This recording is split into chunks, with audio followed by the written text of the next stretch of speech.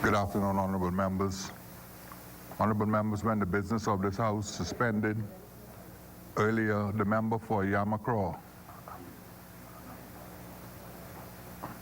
had stood to his feet.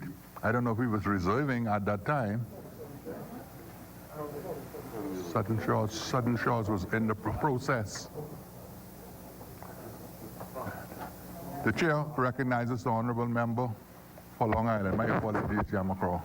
Thank you, Mr. Speaker.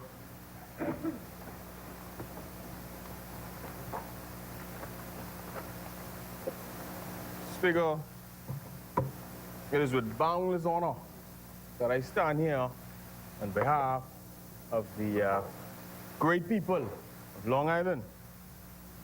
And I can assure them of my unyielding commitment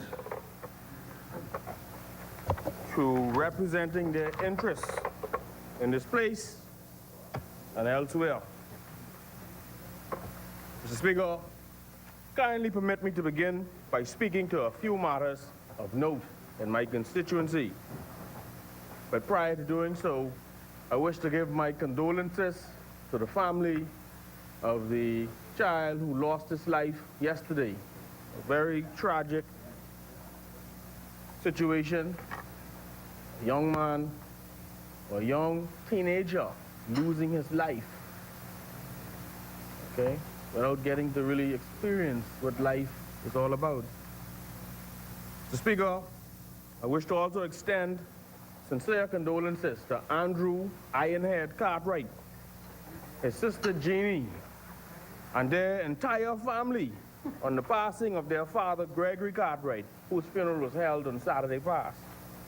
They are all supporters, Mr. Speaker, and Ironhead has been a faithful campaigner of mine. Let me also extend condolences to Pastor Joseph Knowles on the recent passing of his brother. Mr. Speaker, a town hall meeting is being held in Long Island tomorrow. My panel guest will be the member for Freetown, the Minister of Tourism, and Mr. Algernon Cargill. Mr. Speaker, the meeting will be held at the North Long Island High School at 7 p.m. I wish to publicly thank the member for Freetown and Mr. Cargill for their efforts in seeking to bring Long Island its long overdue international airport. I would also like to extend my thanks to the Most Honorable Prime Minister, the member for Kalani, without whose blessing this is impossible, and who has referenced the same in his first national statement to the nation and again in his opening remarks to local government representatives this week. Let me also thank, whilst I'm thanking people, the Deputy Prime Minister and the member for East Grand Baham in his absence, who has been supportive of an airport being built in Long Island. With his Long Island roots, no doubt he can also appreciate the hardship the lack of a decent airport has caused us. Right now, Abago? And last but certainly not least, my thanks to the member for Carmichael, who's always supported building an airport in Long Island, and who in many tangible ways has been supportive of my political journey before and after May 10th, 2017. Mr. Speaker, I don't wish to belabor the point, but I will say this. Whilst other major islands in the Bahamas have gotten infrastructural development, Long Island remained stagnant over the years. We watched as our sister island, Exuma, sprung up and surpassed us. We watched as several other islands did the same. Before this term, Long Island could point to no major developmental undertaking in decades, Mr. Speaker. For us, this airport is vital. Not just a decent terminal that can effectively house departing and arriving passengers with concession areas and booths, but also a runway that can accommodate regional jets and increased airlift. Our very survival is dependent upon it. The current Dedmanski Airport was built in the 1950s. It's long outgrown its use. And I'm certain that all who've been to Long Island who visited Long Island could feel Bahamas Air trying to brake and slow down in the air and doing all kind of creative banking and maneuvers. Yamakura, I know you know what I'm talking about because you were just in Long Island the other day. Oh yeah, but try not to run out of space, Yamakura. like many of you, I'm always sitting in the plane and thinking, boy, I hope they don't run out of runway. Or with the runway needing major upgrades and repairs, sometimes saying to myself, Lord, I hope they don't blow a tire or that they don't fall into a sinkhole on this airport at this speed or some other thought. So these thoughts all come from the state of the runway and the crab cage that we have as a terminal. So, Mr. Speaker, I let that rest. But on to the matter at hand, Mr. Speaker. One welcomes the changes to the Road Traffic Act and the accompanying regulations thereto. Mr. Speaker, over the last 18 months, traffic fatalities have surprisingly been keeping pace with the murder rate, though the latter has declined significantly. Frankly, with 70+ traffic fatalities on average, one noted that traffic fatalities, which came in double digits at times, was outpacing homicides at one point in 2018. Today, it's at 18 since January. I don't know what the homicide number is today, but it's probably around the same or thereabouts. Just this morning, Mr. Speaker, we're seeing newspaper headlines about Sunday's fatal crash on East Bay Street, which has now claimed the second victim. And as I listened to the news this afternoon, they talked about another fatal crash in Grand Bahama. So that said, whilst these statistics are concerning, neither statistic is positively remarkable, none of them. Mr. Speaker, accidents are happening in droves. And what's worse, a lot of people are simply not stopping. Hit and runs should be completely, absolutely criminalized, and sanctions that flow should be much greater. Mr. Speaker, as this House is aware, on the 26th February last year, I was a victim of a hit and run. That accident caused major damage to my vehicle. Front bumper, left fender, signal light, headlight. Fortunately for me, it was a right-hand drive. I was driving along West Bay Street near St. Albans Drive in a blue or dark blue Nissan Tiana, driven by a dark male, license plate number AK5025, drove out of the yard of a nearby business place, either 700 Islands or Rubis, and sped head-on into me, Mr. Speaker, not reversing, head-on. Then the driver reversed his vehicle and sped along Bay Street, heading east, notwithstanding the fact that witnesses were clearly on site, and it was recorded by 700 Islands video cameras. Physically, I was fine, and I was fortunate. I was even able to jump out of the vehicle and look down the road to catch the plate. What's more, I was, Mr. Speaker, when you think about this, right? There's a level of inhumanity that comes with that. I was hit so hard, Mr. Speaker, that the vehicle was thrusted into the oncoming lane. My car was seriously damaged. Mr. Speaker, what aggravated the situation is the fact that notwithstanding the repeated promises from the police traffic division, and this is something that we have to work on as well, I had to pursue them for a year to receive the road traffic or the road accident report. What's more, I had to involve ACP Paul Rule, and most recently, ACP Layman Delaveau before I got the report. ACP Delaveau was especially hands-on and was able to attain the same for me only in recent weeks. Only in recent weeks. The fact that it took so long is nothing short of shameful. Now, after all that delay, and the fact that the person has no insurance, I must now sue him. And that's an arena that I'm quite familiar with. So can you imagine the experiences of so many Bahamians, Mr. Speaker, who don't have an ACP role or an ACP Delaveau to call upon for their intervention? Mr. Speaker, one day later, After my accident, I found out that the lady that was killed on West Bay Street was by a hit and run. That same, the morning after, was Penny Sierra. Penny was a long-time friend, a schoolmate. Her mother, Rachel Sierra, taught me English language and English literature from grades 7 to 12. Her father was the community doctor, being stationed at the clinic in Sims, Long Island for many years. They were from India. Penny was a wonderful person. She was born here, loving, always smiling and joking. And then you get to hear that someone just hit her as she was jogging and left her in Cable Beach to die. Mr. Speaker, we must address hit and runs. We must tackle this in a real and tangible way. Whenever someone hits you and can simply drive off as if your life and property does not matter, as if your injury at their reckless and callous hands does not matter, it is clearly indicative we as a society needs to reset, and that some among us have lost their way and can only be compared to subhuman, heartless monsters.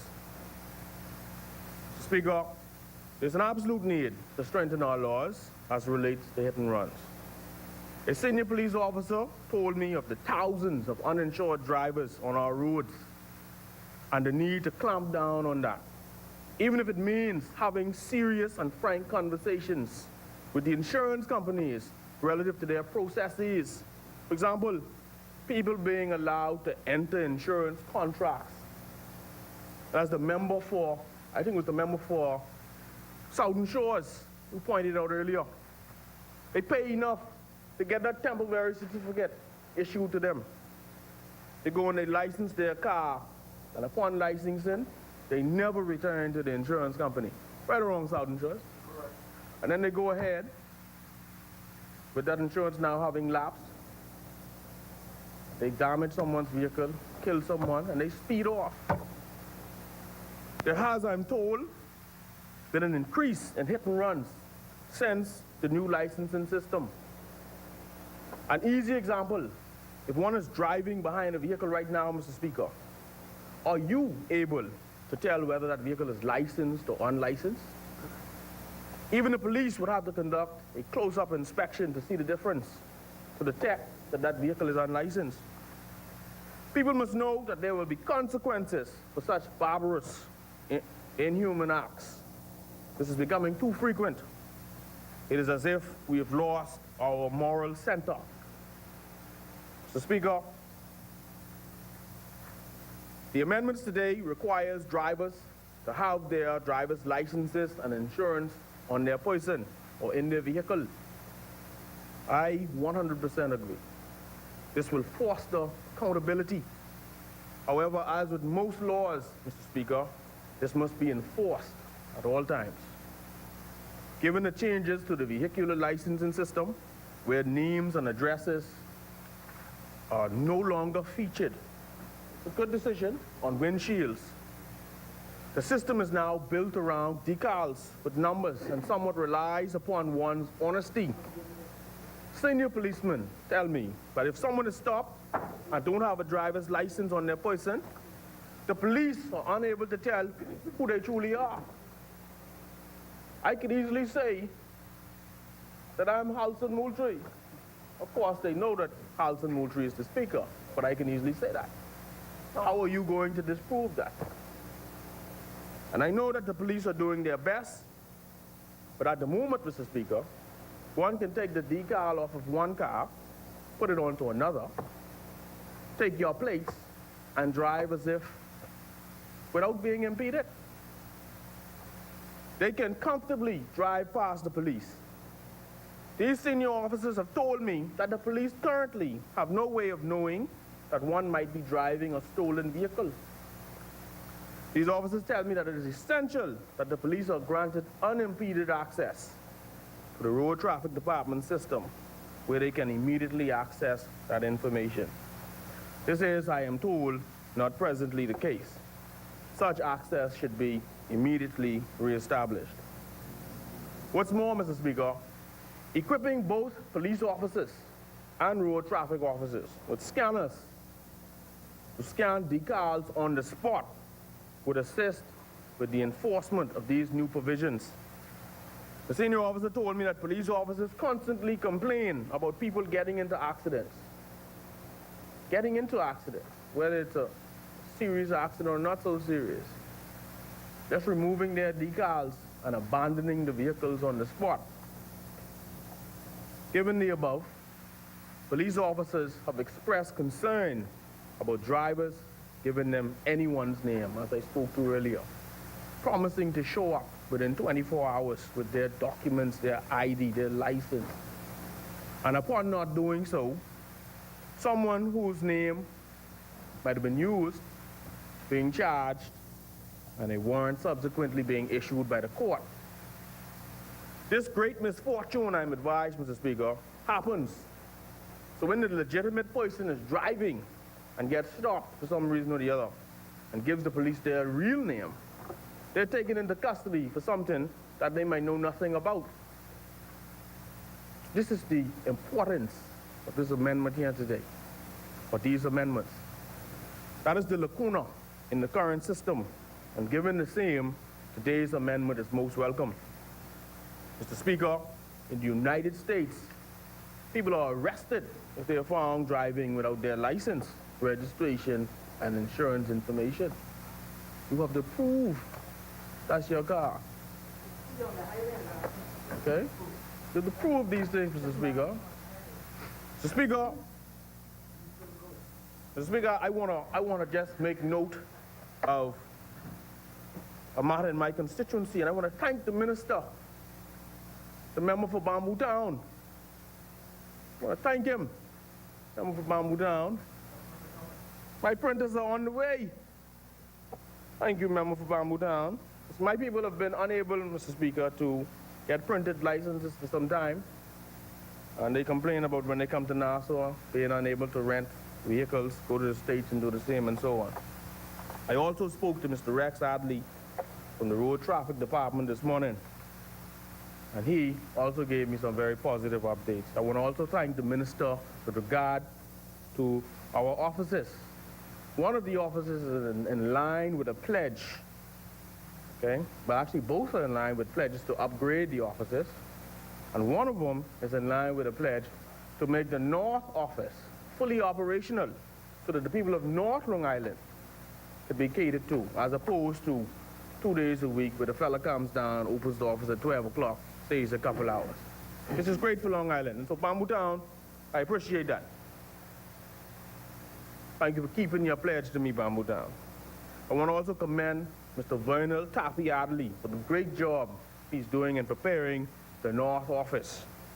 He did a great job, and I believe that BPL and those went there this morning to seek to connect the electricity. Mr. Speaker, I note the amendments to the use of cell phones and electronics whilst driving. This is intended to be a deterrent. However, as I stated earlier, its effectiveness will come only from strict enforcement. As with most laws, strict enforcement. We got some police officers in here and they'll tell you that.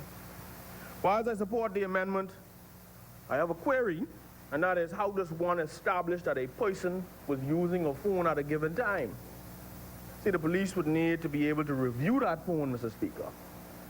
Perhaps this should be addressed in regulations, okay? To prove, see, the police would have to be able to access that phone. Today, one advantage is that modern vehicles have a setup that accommodates the cell phone, okay? The amendment will encourage persons with older vehicles to invest in apparatuses to be able to use their phones whilst driving. Indeed, given the high usage of cell phones and how texting and driving have caused many accidents in the wake of the usage of cell phones, police should be able to get one's record from the phone company, particularly as it relates to fatal accidents, to determine what you was doing at that time. This is where the penalties should be highest. Mr. Speaker, I wish to turn my attention back to hit and runs, or killing in the course of dangerous driving, that's texting or drunk driving.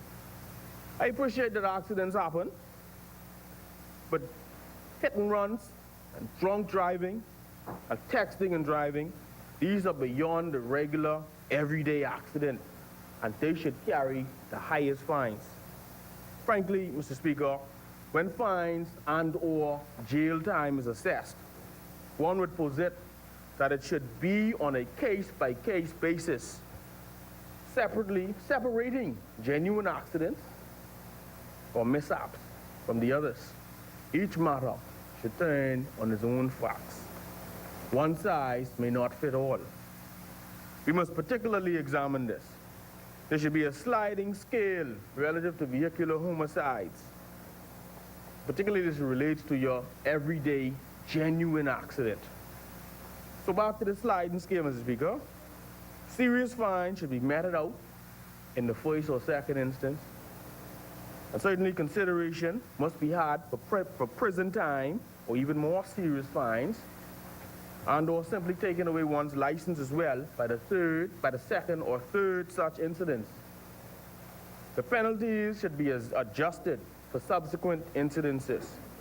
No doubt, a point system where points are accrued against one's driver's license should be developed. This could lead to the suspension of the same. Is 5,000 truly a deterrent? I heard my good friend, the member for Angliston, speak about hardship, and I appreciate what she's saying. She is from a constituency where she encounters many of our working class citizens. But is 5,000 truly a deterrent? Right? I'm thinking at 5,000. I understand 500 at Angliston, but I'm thinking at 5,000. Is that even truly a deterrent? I can tell you, I don't believe 500 is a deterrent. You know, there are persons who spend 500 on some sneakers or a hand chain. If one is convicted of killing in the course of dangerous or driving or speeding or drunken driving or hit and run or while texting, Mr. Speaker, that person, that driver, their license should be suspended. The period of suspension, as I said, should depend on the circumstance. If someone dies, the driver should be required to undergo psychological counseling and put probably into a course that is structured for that driver to fulfill a certain amount of hours. Frankly, such accidents can cause the best of drivers to have self-doubt. While some persons are unable to pay as an alternative to jail time, what about the compensation to victims' families? See, when you got insurance, see, compensation, you got that insurance side of it, so that has to be factored in there as well. And I'm sure Bamboo Town can appreciate where I'm coming from, okay? Sometimes you talk about the breadwinner for the family. But Mr. Speaker, much like D.C., Washington, D.C., I think we need to place cameras on traffic lights, particularly those cameras that can take pictures of your license plates. You know, whenever you commit an infraction, it should be placed in school zones and in established and clearly established or clearly marked out areas where you have speed limits. These are deterrents as well. It'll make people think twice. When all of us are driving in the States, and guarantee you the first thing a Bahamian does when they go to the States is put on that seatbelt and look around and say, everybody got their seatbelt on, eh? Because you know what comes with not having your seatbelt on. You know what comes with committing infractions. So, Mr. Speaker, like I said, what about further amendments to the penal code to give greater consideration to the use of vehicles in committing murders or manslaughter or some other thing? I'm thinking outside the box. I've spoken to police officers. These are things that they've said to me. Mr. Speaker, you must address the allegations that persons are able to simply buy their licenses. Moreover, as my constituent Wesley Smith pointed out to me this morning, the present system requiring an individual to pass a written exam to obtain a permit to drive is counterproductive to road safety and should be placed in the original format that enables an individual to obtain a permit at the legal age and then require them to be accompanied by a licensed driver until they can qualify to hold a full driver's license. At present, many inexperienced drivers are on the road, having passed an exam but perhaps failing the practical side of it or not doing the practical side of it. Okay? I also support the amendment to turn left on the red light. I encourage our people to stop. Stop and look around before you make that turn. Okay? I've seen them driving around the roundabout, or as they say, you get the jug handle. I've seen some ridiculous driving. So I think on Bamboo Town, we have to do some serious advertisements and public engagements to that one there. So moreover, Speaker, I think in addressing these concerns and making these amendments today, I think they will also help to address the corrupt activities that we've seen happening in various government agencies. Mr. Speaker, my constituent made a comment to me earlier, and that was, he said that individuals are required to pay $15 for their first exam, and then they fail that exam, but the second exam is free, but the third is not free. Right? That's one of his observations. Maybe they should pay for all. Okay? He said if an individual fails an exam, why is that exam not returned to the person to review their strengths and weaknesses? Okay, this is a point Mr. Smith made to me, Wesley Smith. Mr. Speaker, I reiterate, whenever a person goes to get his car licensed and or inspected, they should be asked to show proof of insurance. And it should be for the entire year. The entire year, or however long the license and inspection will last. There should be no temporary measure. At present, people go on payment plans. That needs to be, and I believe that this, I hope, brings that to an end. With such agreements, when such agreements, insurance agreements or payment plans are not honored, right, road traffic should be contacted by insurance companies so the drivers can be interdicted. In Bamboo Town, that's something that you probably want to look into, particularly as it relates to the regulations and so on. Speaker, yes, insurance companies should be mandated to contact road traffic, or better yet, there should be an interlinking of the systems between road traffic and insurance companies, road traffic, and the police, as I said earlier. Mr. Speaker, I support these amendments, whilst calling for even more amendments to the legislation, even more additional sections to be added. And I think that this would lend to reduced traffic fatalities on the road and cause many people to think twice. But I encourage full enforcement. Thank you, Mr. Speaker. Thank you, Honourable Member. As many? The Chair recognizes the Honourable Member for Tall Pines. Thank you, Mr. Speaker. As I always say, and my colleagues do also, it's always a pleasure to rise in this place on behalf of the people of Tall Pines, and I always say, Mr. Speaker, on behalf of the people of the Commonwealth of the Bahamas by extension.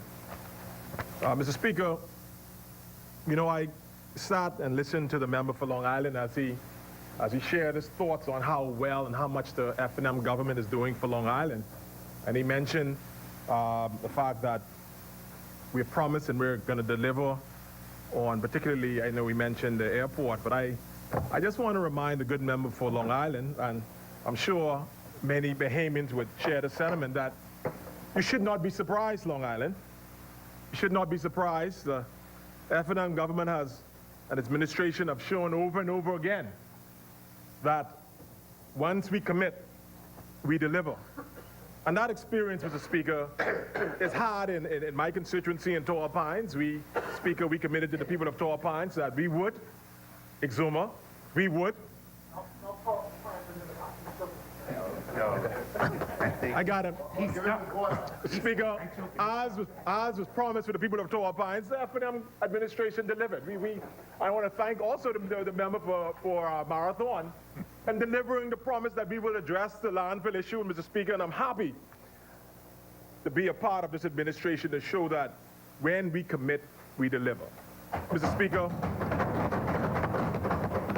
And so this Road Traffic Amendment number 2 bill of 2018 and this Road Traffic Amendment Regulations 2019 only proves again as an example, as evidence of our commitment to doing what's best for the people of the Commonwealth of the Bahamas.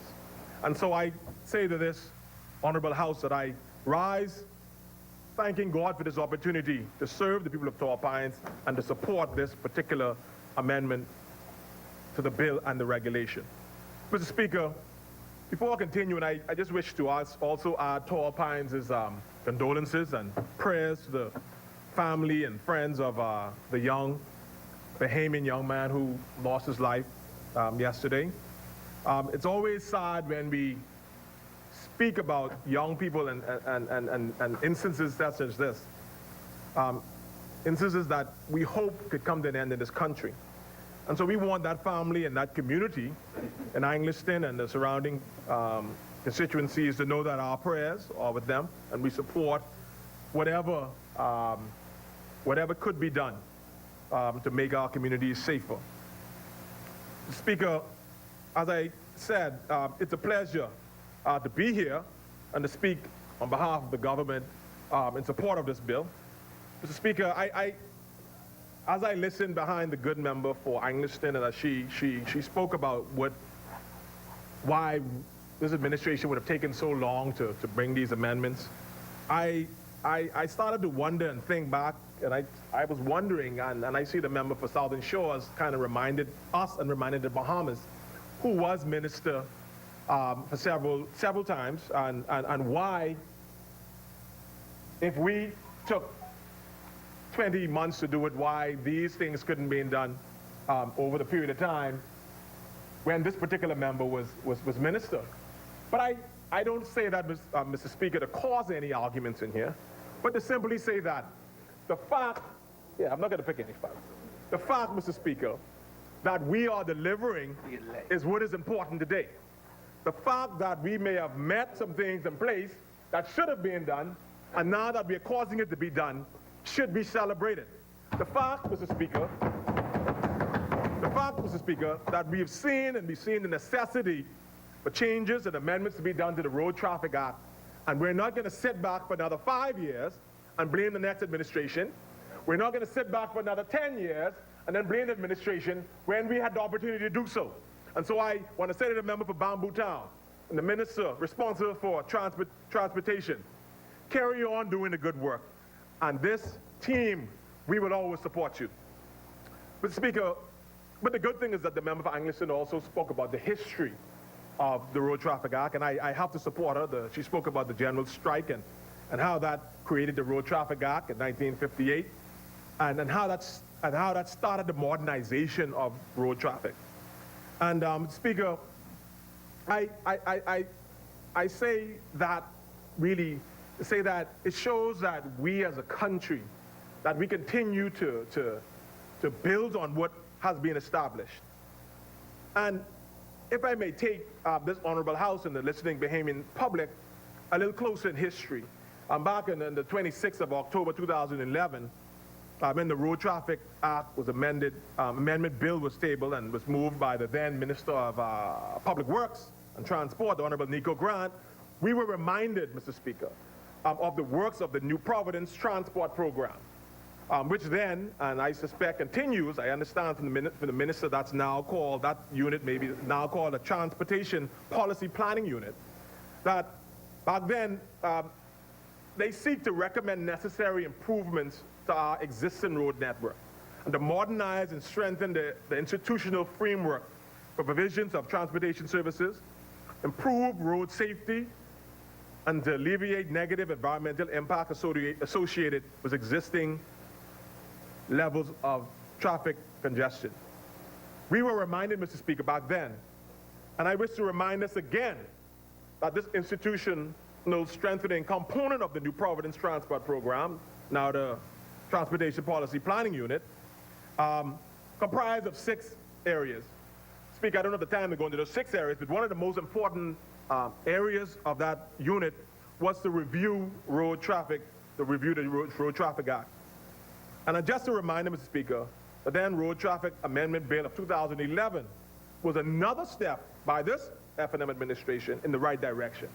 Mr. Speaker, back then, that amendment bill of 2011 similarly proposed amendments to the Road Traffic Act, Chapter 220, with the provisions for, 1, the elimination of the Road Act insurance, 2, the removal of the more effective enforcement of seabed legislation, seabed legislation. Thirdly, the application of the choice of specimen in determining whether or not a driver was able to drive, was impaired by his driving. And fourthly, the removal of the requirement for the presence of police officers at the scene of every accident or vehicle collision. Mr. Speaker, it was the F&M government then, and it's still the F&M government now, that continues to modernize our road traffic and our roads and streets regulations and policies. Mr. Speaker, unfortunately, the statistics would reflect back in 2008 and even today in 2019 that we have continuously been seeing an increase in fatalities on our streets. Mr. Speaker, the Minister of Transport earlier gave us a lot of statistics from the global level. He shared with us that, that the 13th cause of death in the Bahamas is through road traffic accidents. He said that we experience so many accidents that we have to, Mr. Speaker, revisit what we and how we deal with our streets. Mr. Speaker, unfortunately, in 2008, statistics have shown that fatal accidents are trending upward, with a reported 26% increase in deaths involving motor vehicles. This statistics, Mr. Speaker, was shared by the Commissioner of Police, Anthony Ferguson, just earlier this year. Speaker, statistics reflect that there were 63 traffic accidents last year, which resulted in 69 deaths. If you compare that, Mr. Speaker, to 54 deaths in 2017, which is a 23% increase. Mr. Speaker, sadly again, according to 2018 data, of the 69 deaths, 31 were pedestrians, 20 were drivers, 12 were passengers, and 3 were bicyclists, and other 3 were motorcyclists. Sadly, Mr. Speaker, the number of pedestrians killed last year is nearly double, Mr. Speaker, from back in 2017, the 16 pedestrians killed. Speaker, in 2008, 15 people between the age of 26 and 35 were killed, 14 between the age of 36 and 45, 12 between the age of 18 and 25, another 6 between the age of 66 and over. Speaker, I share these statistics to emphasize what is going on our streets. And so it wouldn't be surprising if I say that most of those deaths occurred in Grand Bahama and New Providence. And it wouldn't be surprising to say, Mr. Speaker, that unless we continue to work with our police, unless we continue to put in place policies that would cause us as drivers, as road users, to be more responsible, that we will continue to see this upward trend. Mr. Speaker, it's sad when we see our citizens from all walks of life. We see the effects of bad road care. We see the effects of persons not doing what they're supposed to do and when they should do it on our streets. The negative effects on our families, Mr. Speaker. It causes us and drains our financial resources as a country as we spend more money on medical facilities, Mr. Speaker. Families are affected mentally, financially. Our societies are affected, Mr. Speaker. And so this particular bill, Mr. Speaker, this amendment bill has to be seen, Mr. Speaker, as a positive move. It has to be seen, Mr. Speaker, as a trend on behalf of this government in the right direction. Mr. Speaker, if I may speak more specifically to the sections of this bill. Section 2 and Section 6, Mr. Speaker, talks and speaks to the production of certificate of insurance and licenses. Mr. Speaker, We've heard from previous speakers about the practices that we experience here in the Bahamas with persons getting a 3-month insurance. Mr. Speaker, and others have also shared their sentiments that they think that, the fact that persons have to immediately produce their driver's license insurance to a uniformed officer, because this particular bill amendment speaks to the fact that you must immediately produce your license and immediately produce your insurance certificate when approached by not an officer in plain clothes, not anybody purporting to be an officer, but that officer must be in its police uniform.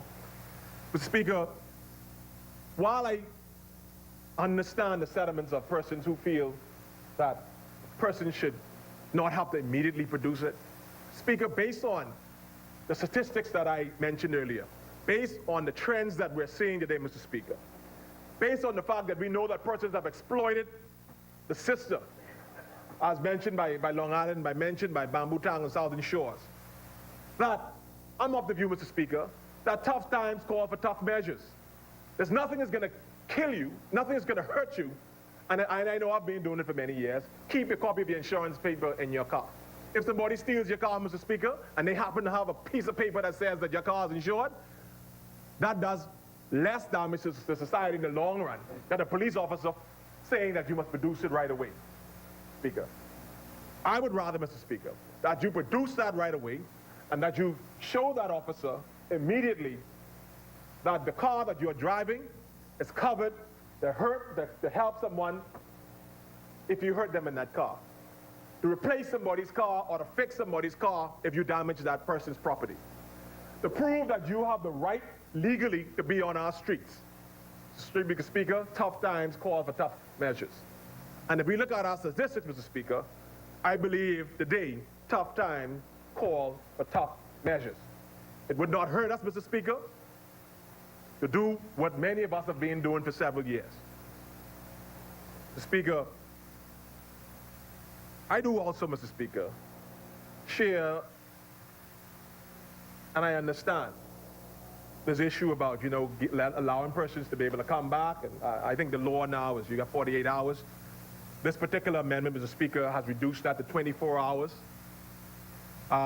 Speaker, but it does say that, and it makes it direct. It says it shall, the section 2 of the bill, which calls for the amendments of section 21 of the Principal Road Traffic Act, requires you to immediately, and it says shall, give the name, address, and if you are driving another person's car or vehicle, the name and address of that owner of that vehicle. That helps the police, Mr. Speaker. That makes you more responsible, Mr. Speaker. Speaker, further, this bill proposes to permit the police officer to arrest someone, as I mentioned, they suspect has failed to produce, they suspect has failed to produce these documents in an attempt to deceive or avoid penalty, Mr. Speaker. That police have the discretion or has the right to arrest if they feel, Mr. Speaker, you are breaking the law. It's already in the law, Mr. Speaker, to deceive a police officer. It's already in the law. But we're now making it specific that these particular provisions of the Road Traffic Act. Again, Mr. Speaker, tough times call for tough measures, Mr. Speaker. Now, Mr. Speaker, the penalty for not producing an insurance certificate will remain the same. A fine for $200 or imprisonment of 3 months, or both, Mr. Speaker. Now, this is section 6 of the bill, Mr. Speaker, which calls for the repeal and replacement of section 54 of the Road Traffic Act, the Principal Act, requires you as a driver of a motor vehicle to immediately produce your driver's license or public service license to a uniform officer, as I mentioned. The fine for not producing the driver's license would remain the same, the sum of $40, Mr. Speaker. Section 3, Mr. Speaker, this speaks to payment of outstanding fines and fees. Again, we have seen over the years, Mr. Speaker, that persons have been able to, and I understand the government's position, people have been able to duck or avoid paying fees while they're on the streets, Mr. Speaker. I know I'm an attorney, Mr. Speaker, and if I don't pay my notary license, I'm not allowed to apply and get a new notary license. If I don't pay my bar association fees, Mr. Speaker, my name don't get listed on the attorneys. Good standing. In good standing, Mr. Speaker. If you don't do certain things, Mr. Speaker, I don't think you should be privileged to be able to be on our streets. And so it's also a means by which, Mr. Speaker, that it forces persons to hold themselves more accountable to the laws of the Commonwealth of the Bahamas. And so Section 3, the bill proposes via Section 3, amendments to also permit persons to prohibit persons from obtaining their driver's license if they have outstanding fines or if they have not paid the requisite fees. Now, Mr. Speaker, it goes on in Section 6B to talk about those who are exempted from the fees, Mr. Speaker, and I guess that's normal when you look at the Governor General, members of the Diplomatic Corps. Mr. Speaker, this is in my view, one of the most important aspects of this particular bill. This is Section 5, and it speaks about the use of electronic devices. Mr. Speaker, the member for Bamboo Town, the minister has mentioned, or I am not sure if it was Mariah, who mentioned that we are behind in this type of legislation. I think when we pass this amendment, we would only become the 33rd country to really enact this legislation as it addresses the use of electronic devices. Speaker, I say we should have done this long time ago. Too many of our citizens, Mr. Speaker, continue to get seriously injured. Seriously injured. Too many of our members in our communities die due to persons who are irresponsible. Mr. Speaker, I would put my hands up right now and admit in this honorable house, I am guilty as charged, Mr. Speaker, for using my cell phone. My wife tells me all the time, Mr. Speaker, Don, pay attention to the streets. And I know I'm not the only person guilty, Mr. Speaker. Mr. Speaker, I admit I am guilty, Mr. Speaker. And as I read this piece of legislation, Mr. Speaker, I recommitted myself. Mr. Speaker, I recommitted myself, Mr. Speaker, to being more responsible. And I know many of us in here might not want to admit. I've spoken to several members, Mr. Speaker, and they've admitted to me in person. But I'm not going to call any names. But we have to be more responsible. The fact, Mr. Speaker, that we have a habit of doing in our country what we know is not good for us. And when we go other places, we tend to not do it because we know it ain't safe. If it isn't safe, Mr. Speaker, to drive with your cell phone, and it's illegal to do it in the United States, and you adhere to that law as soon as you go to dollar car, as soon as you're in Enterprise, you know exactly you're not touching your phone. And you know why you're not touching it. It's not rocket science. You're not doing it because you want to be safe on the streets of the United States of America. Why is it, Mr. Speaker, that some people have problems with this in the Bahamas? On your own streets, in your own country, you may affect your own cousin or your own neighbor. You may damage your own car or your neighbor's car. You're making your own country. You're more obligated to be safer in another country that you want to be safer in your country, Mr. Speaker. And so, Mr. Speaker, the reality is that so many of these accidents that are reported and that are not reported, we don't admit to these things, like I had the guts to admit, Mr. Speaker. We don't admit to these things. But many of our accidents come as a result of us using cellular phones. And the bill speaks not only because we think this thing is just cellular phones. It says electronic devices. And an electronic device, Mr. Speaker, any device that could be used to text and send message, that could be, Mr. Speaker, these little thing pads, could be these little, what you call them, tablets, Mr. Speaker. I think it's important to people is electronic devices, Mr. Speaker. And so the bill speaks to the fact that you cannot have these devices in your hands while driving. Mr. Speaker, what the bill does is proposes that it be required that the device remain affixed while being used or operated, or specifically specially adopted, where you use a device that's specially adopted or designed to be affixed to the person of the driver or operator as a hand-free device, and is used to enable the driver to operate and use or operate an electronic device without holding it, Mr. Speaker. Now, I was in the bank just lunchtime, Mr. Speaker, and one of the tellers asked me, well, if you're going to permit them to use the device once they're not driving, they're still going to be distracted. I agree with him, Mr. Speaker. But I still think that we have time to tweak these pieces of legislation. But I think we have to start somewhere. Mr. Speaker, Section 46A4, the new proposed Section 46A4, notes that the penalty for breaching this provision will not exceed $1,000. There was discussion earlier, Mr. Speaker, that they think that that sum is too high. Again, Mr. Speaker, I'm questioning this myself. I think I understand that we may amend it to $500, Mr. Speaker, but the Act says will not exceed $1,000. So, Mr. Speaker, I think maybe we should leave it like that and put in place a system, Mr. Speaker, where on your first offense, it may be $500. On your second offense, it may be $700. On your third offense, it definitely go to $1,000. And as you increase, at the point where your license is suspended, and in some cases, Mr. Speaker, indefinitely.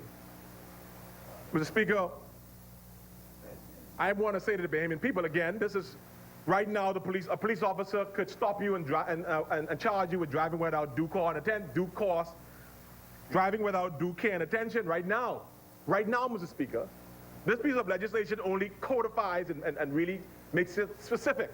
Right now, an officer can stop you if he sees you on your phone, and if you're not paying attention while texting, while speaking on that phone, an officer today could stop you and ticket you for driving without due care and attention. And that's in Section 46 of the Road Traffic Act today. But this really codifies it and brings it home to the Bahamian people that we want to be specific with regards to electronic devices. Now, this is the second, Mr. Speaker, powerful portion of this bill. The issue of alcohol beverages.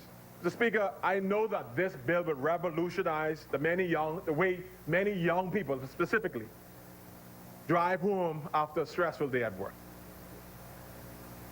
I'm not going to admit to that. But, Mr. Speaker, it's going to revolutionize the way Anglican is trying to get me in problems. It's going to revolutionize the way a lot of us Bahamians do, because it's a fact. We've become accustomed, Mr. Speaker, to driving with open bottles in our car, alcohol bottles in our car.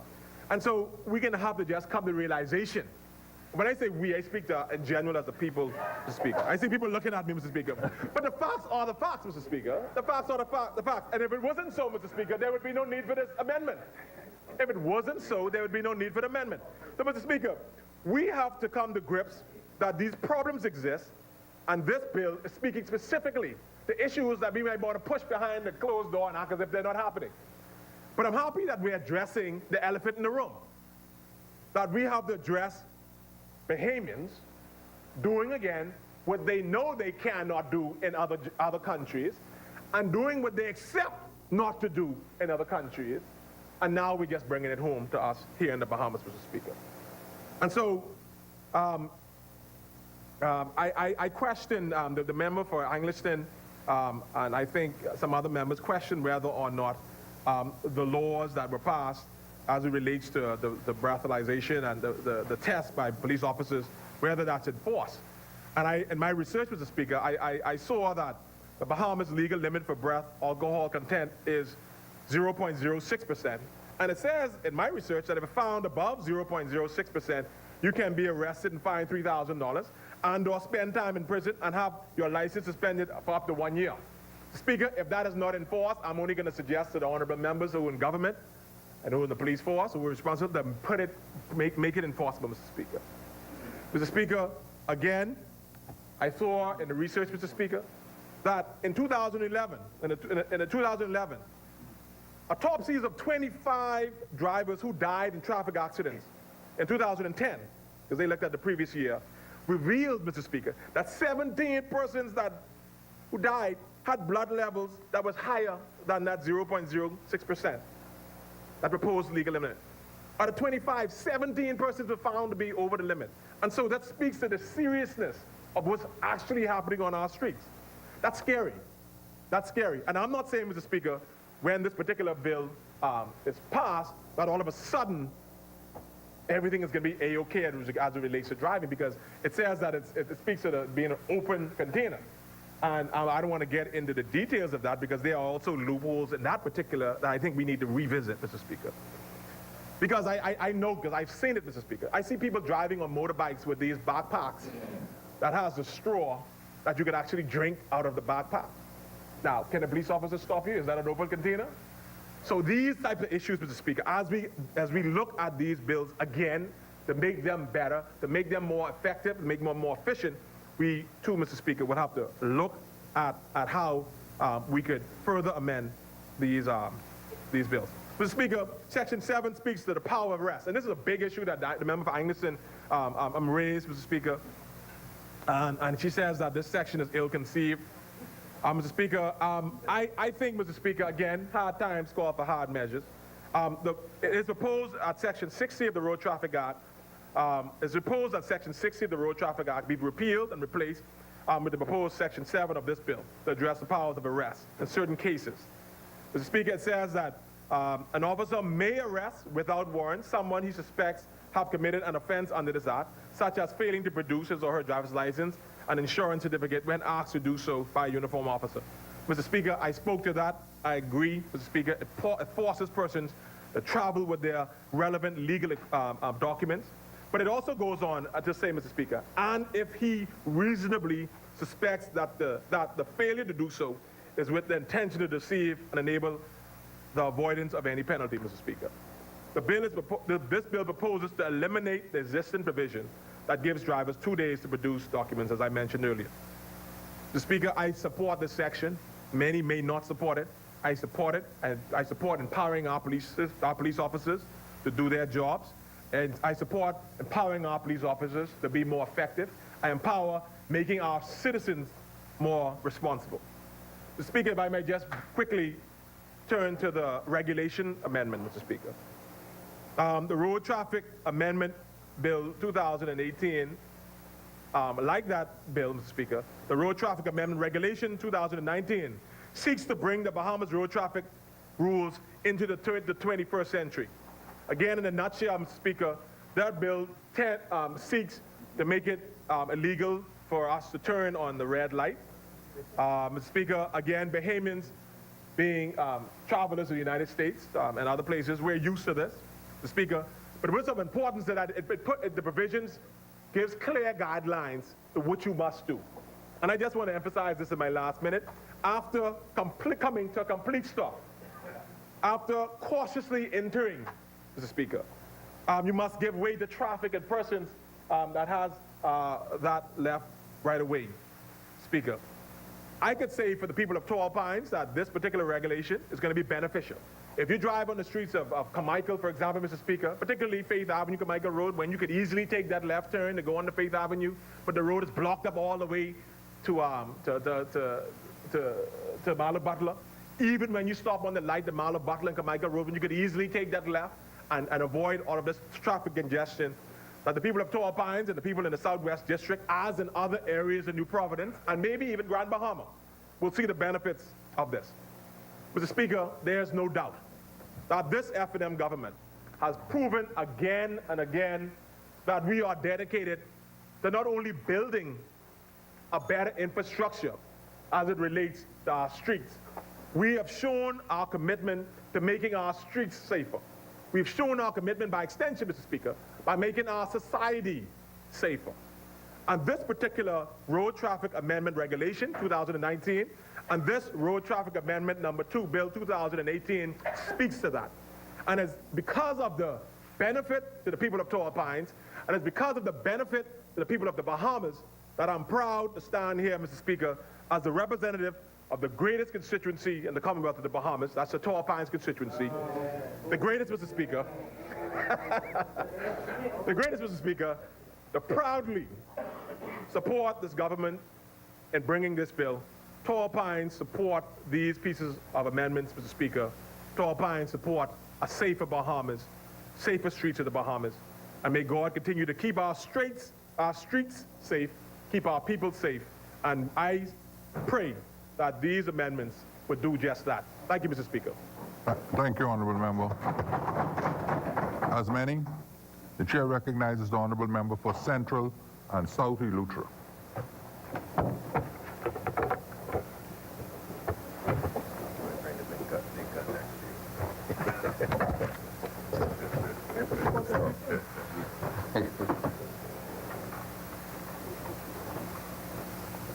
Mr. Speaker, I thank God for this opportunity once again to be able to stand in this honorable house on behalf of the great people and the marvelous people of Central and South Eleuthera. Mr. Speaker, before I get into my speech, I would like to send my condolences out to the family on the loss of Case by man yesterday. During the time that the member from South Beach was giving his report, I sat here in amazement and I had a reality check, where I myself have a son around the same age. And of course, during the time he was giving his report, it went home. So I can only imagine what the family is going through. And I offer my condolences on behalf of the people of Central and South Eleuthera to his family and to the young man. Mr. Speaker, I would like to mention to this honorable house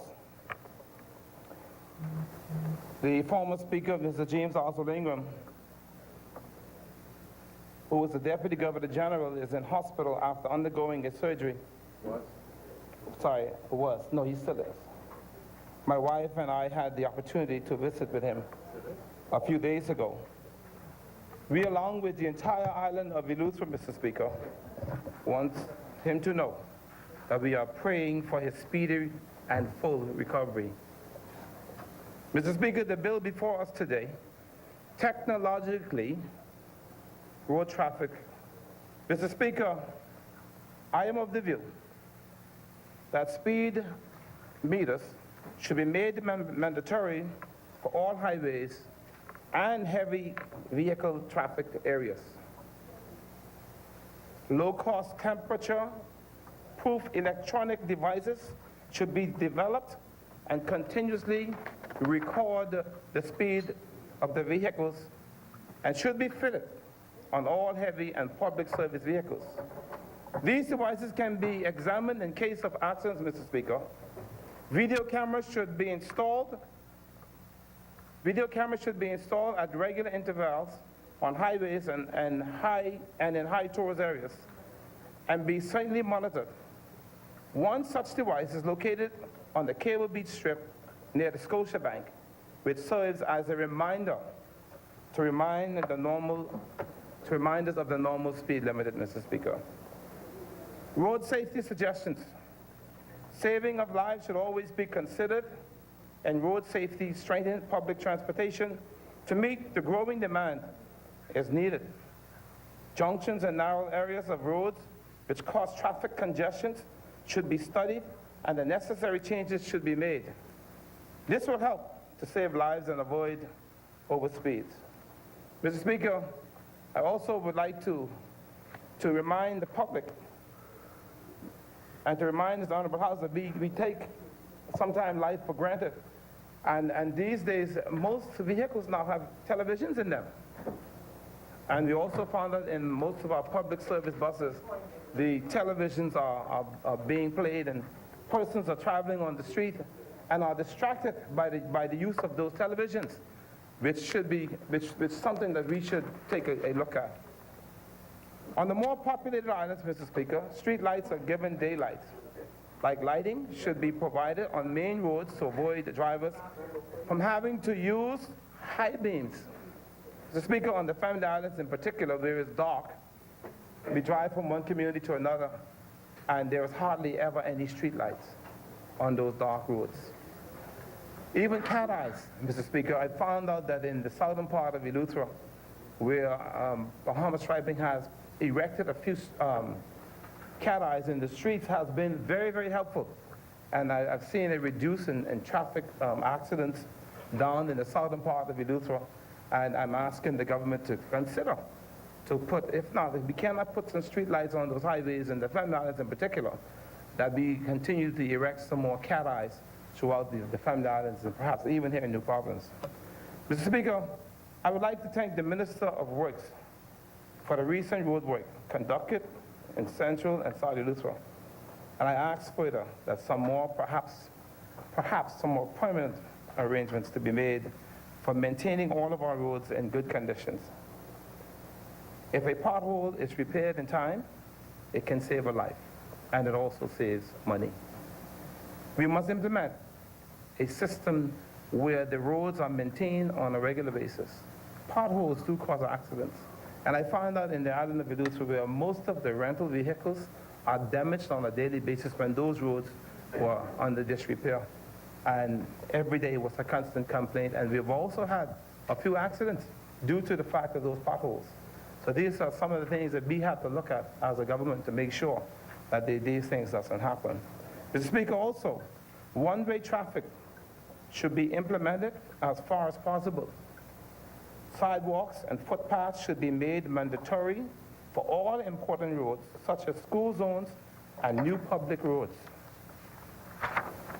Mr. Speaker, zebras or what we call pedestrian crossings should be provided at appropriate places for crossing the road safely.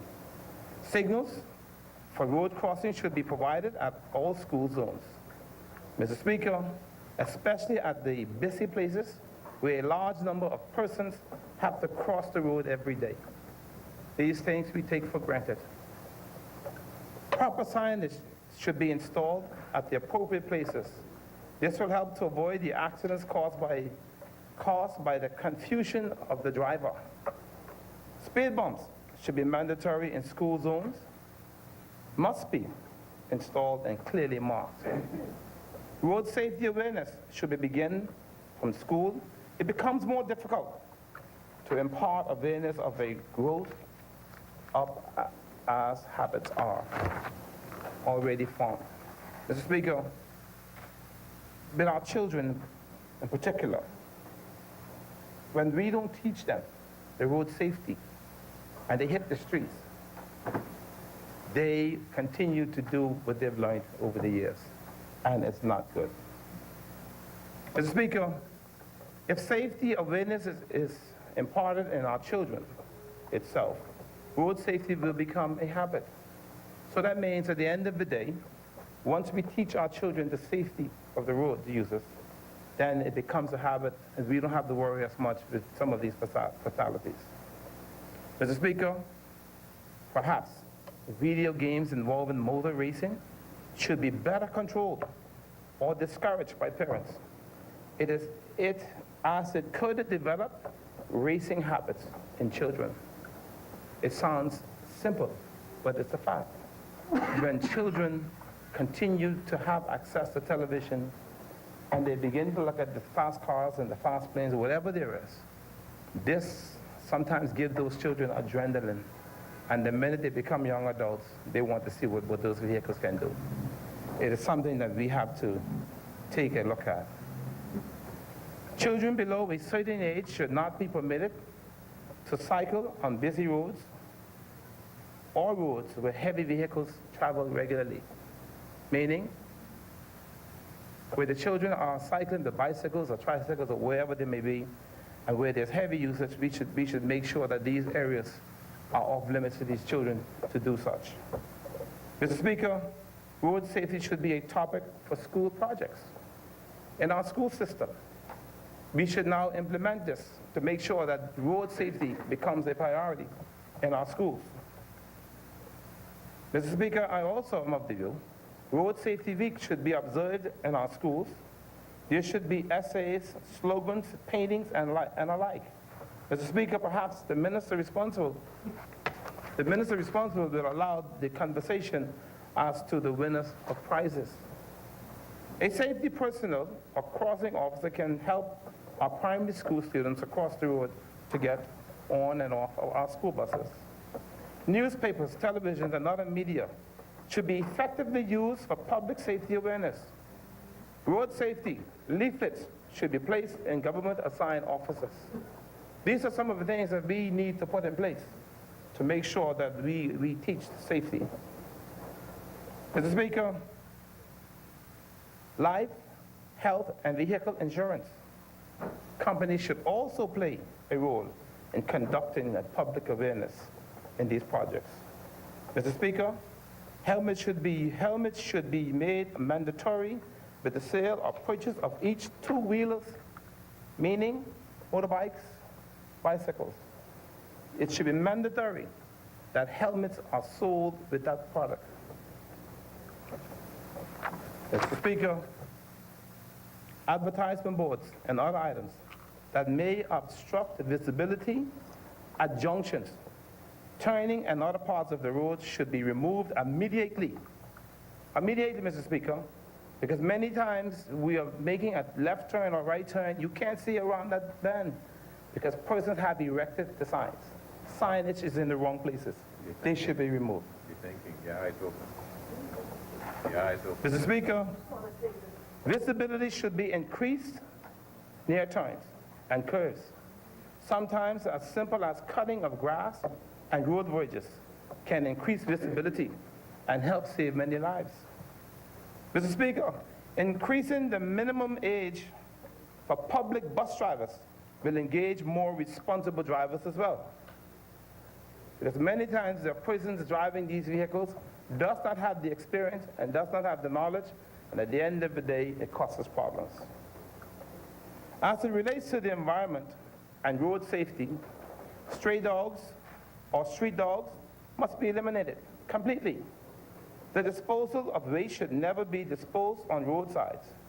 It will attract dogs and other animals, and one can lose their life trying to avoid hitting a dog or other animals, crossing the road to get to the food items on the other side of the road. It seems simple, but this is facts. On a political point, while we must give thanks to our God for keeping us, from the most part, as a nation of road users safe, road accidents are to be firmly dealt with due to importance. Perhaps a task force with participation of all concerned should be set up to control road accidents. Unsafe stunts on two-wheelers or on busy streets and highways, the law must be enforced and carried out stiff penalties. Mr. Speaker, you're driving down New Providence in particular. You're parked and you're just in a lane, and then you look, the guys come with the two-wheelers, one wheel on the ground and the front one in the air. We've had many casualties because of that. These things should be ruled out. And what it does, Mr. Speaker, it causes the innocent driver problems down the road. If it's me, I then have to go and clear myself with the law to make sure I have not broken the law due to the fact because he or she chooses to drive or ride their bike in that fashion, which puts me at a disadvantage. Many Bahamians have been facing that, going to court with serious charges. We need to look into that. Mr. Speaker, as chairman of the Road Traffic Board, of which I serve with pleasure and humility, I'm totally in support of this amendment to the Road Traffic Act. And further, on behalf of the good people that sent me to this honorable place, South and Central Eleuthera, we support the said amendment. Mr. Speaker, with your permission, I would like to, on behalf of the faithful, prayerful, and trusting people of South Eleuthera, deliver this message to those persons criticizing or opposing the signing of the HOA with the Disney Cruise Line, Mr. Speaker. Mr. Speaker, this comes home to me. After many years of people in South and Central Eleuthera has been suffering for the past 30 to 40 years. And persons can find time, waste time, and the use it for political games is beyond me. Mr. Speaker, Disney Cruise Line came to the island of Eleuthera and from the very start gave the utmost respect to the people they met. They did so on day one, Mr. Speaker, and continued to do so. My people were allowed to sit with the president of Disney and say to him just what they wanted. They were greeted with respect and walked in dignity after reading the heads of agreement and finding that every request that made to DCL was met and more, Mr. Speaker. Mr. Speaker, never in the history of the Bahamas has the people been allowed to sit and have a discussion over dinner at a local restaurant and bringing in new monies to the restaurant owners, and to the people of Eleuthera. Not only that, Mr. Speaker, learning about the history of our culture, our people, learning what has to take place and what is about to take place, and being respectful to each other, Mr. Speaker. Mr. Speaker, South Eleuthera is on the move, like parallel Williams. It might seem crazy, Mr. Speaker, what I'm about to say. Might seem crazy. Sunshine, she's here. My Prime Minister, you can take a break for a little bit. You can take a break for a little bit. Mr. Speaker, for those persons who will join me, I say to you today, so clap along with me. Clap along with me. Mr. Speaker, if you feel like a room without a roof, clap along. If you feel that happiness is the truth, clap along. If you know what's happened, if you know what happiness is, too, clap along. Mr. Speaker, here comes the bad news. Here comes the bad news, Mr. Speaker. In the press, Saudi Lutherans want to warn you. No offense to you. They're going to be just fine because they are happy. They're happy, Mr. Speaker. Mr. Speaker, South and Central Eleuthera are very happy today. After 30 years of in the wilderness, Mr. Speaker, something has begun to happen. Something has begun to happen. And Mr. Speaker, some of those, yes, and some of those, Mr. Speaker, while I use this opportunity to send this message, I send this in no negativity, Mr. Speaker. I say to those who come among us to be a part of our communities, don't try to destroy us. Come and work with us. We as a people in Eleuthera knows what we need. We know what we want. We've been praying for this for many, many years. We respect you. You must learn to respect us because we have made decisions in the island of Eleuthera that's going to benefit ourselves and our people. It is about us. And those persons who have the lavish monies out there, please, give my people an opportunity. Come and join us. And to some of them, again, Mr. Speaker, who didn't see no reason or had the vision to come to the island of Eleuthera, to South Eleuthera in particular, to lend a helping hand. But these are the very ones today who are trying to stop the growth and development of the people of South Eleuthera. Mr. Speaker, gone are the days. Gone are those days when they will be able to come and dictate to the people of South and Central. Mr. Speaker, the message is clear. South and Central Eleuthera is on the go.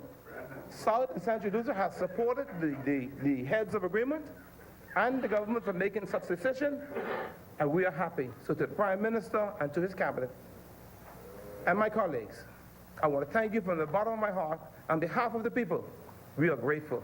Thank you very much. South and Central supports.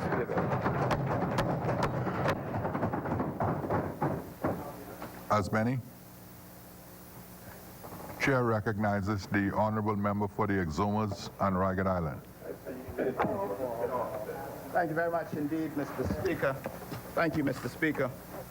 It's always an honor and a privilege to address this House on behalf of the fearless people of Exuma Keys and Ragged Island. Firstly, Mr. Speaker, let me echo the thoughts and concerns of my many colleagues in relation to the incident of the student, and our prayers go out to all of the families involved. Secondly, Mr. Speaker, I wish to offer a heartfelt condolence to a friend of the Bahamas, Coach Roosevelt Richardson, and his family. He's from Miami-Dade North Campus, but he has worked with many Bahamian students from Bimini, including the late John Donnie Smith. He's a world record holder in the 60-meter hurdles. Sidney Lavardi, Jr., Leonard Brave Stewart, and many also from Nassau, including Bradley Cooper, Bishop Wesley Thompson, Reverend Ivan Butler Jr., Mr. Kevin Colebrook, Mr. Stephen Hanna. So on behalf of all of those persons and myself, Mr. Speaker, we offer our thoughts and prayers to this great friend of the Bahamas. And thirdly, our thoughts and prayers go out to our former colleague, former Speaker, Mr. Oswald Ingram, who is in hospital at this time. And I ask the nation to please offer prayer on his behalf. Mr. Speaker, we're here today to debate amendments to the Road Traffic Amendments Act and regulations. And I noted with interest, Mr. Speaker, earlier as my colleague from Angliston talked about how this version or these amendments today is a watered down version of what the former minister and the technocrats left in place. And I noticed how members opposite got all exercised about this, Mr. Speaker. And I want to simply reiterate the message from my colleague from Angliston, that we're simply saying, let's be a little bit more ambitious about the reforms. Let's be aspirational about the amendments. And let's consider that we consistently need greater and more reforms in road traffic and in public transportation generally. Mr. Speaker, we know that the minister, who happens to be a member for Bamboo Town, is an ambitious man. So when we talk about being more ambitious with these amendments, Mr. Speaker, we hope that he will take it in strides, Mr. Speaker. Mr. Speaker, the amendments is a welcome change in pace under this administration for us to come here and pass legislation that moves the dial forward for the Bahamian people. And I'll be very brief because the member for Angliston, the former minister, has comprehensively laid out many progressive ideas and research on this issue. So I assure you I won't be very long. But moving forward on these changes will hopefully make our streets safer and reduce the dangers presented on our streets, particularly here in the capital. And with that said, you can be assured of our support for these amendments. This is about road safety. It's about protecting our citizens. It is unfortunate that the government can carve out time in its schedule to debate road traffic changes, but not to debate the mid-year budget. I suppose it's a matter of priorities for this administration. Open and comprehensive debate on who can turn left on a red light, but not so much for the expected spending cuts that the Minister of Finance says that he will do, that he must do to meet his deficit target. Nevertheless, Mr. Speaker, I think it's clear what the government views are matters of national importance are. The legislation before us today will restrict the use of cell phones while driving, prevent drivers from having an open alcoholic beverage, require the motorist immediately produce driver's license and insurance. And we heard the various clauses of the amendments cited today over and over by previous speakers. As a speaker, the change in regulations will allow for motorists to turn left on a red signal, and we support this as well. Save and except for the recommendations pointed out by the member for Angliston, Mr. Speaker, we generally will vote for these measures. However, there is one thing that jumps out at me, and that's the question of enforcement. At the end of the day, I think it's fair to ask if this legislation can be effectively enforced without widespread education, firstly, and a different, more comprehensive approach to enforcement. I look at our drivers and how most people operate on the roads now, and it's clear that traffic is getting more dangerous, and drivers are perhaps becoming a bit more reckless. The running of red lights is rampant. Children can often be seen in front seats with no seat belt and no car seats. Drivers often wear no seat belts, and you heard over and over the examples of how we disrespect our laws versus the laws of driving in other countries. The jitney drivers, another story altogether, and this highlights the need for overhaul public transportation reform, and I trust that the minister will turn his attention to this. Mr. Speaker, I had occasion to live in Luxembourg some time ago, and catching the bus was was my preferred route of transportation. And in the Bahamas, though, Mr. Speaker, I'm not sure that any of the 39 members here today caught the bus to work. But certainly, if we can reform our system to the point where it is an acceptable form of transportation for all, no doubt this will assist us in easing some of the congestion on our street. I believe, Mr. Speaker, that this is because our people get away with bad behavior that many times we are required to increase the penalties, and certainly it's difficult bringing these enforcement measures to place on a general theme, and simply we find ourselves doing ad hoc roadblocks rather than having a comprehensive methodology of enforcement. So this is my concern.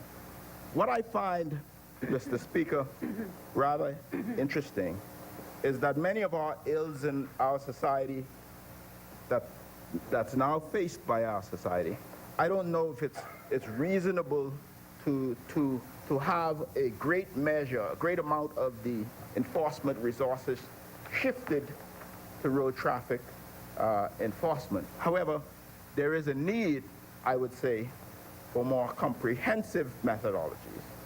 Would more police on the street equal fewer traffic violations and allow police presence to scare off would-be individuals prone to do more serious crimes? Perhaps, Mr. Speaker. Anecdotally, I would say yes, though I am admittedly no expert on the subject. But do we have the resources to do this, to commit so heavily to traffic enforcement? Perhaps we do not at this time.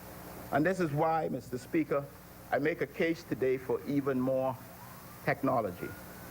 The member for Engliston spoke about the possibility of having this comprehensive system where there are interfaces with the police and the insurance company, where we have the system available already, and we foreshadow that if we are able to fully implement the system, it can certainly go a long way in helping the enforcement process.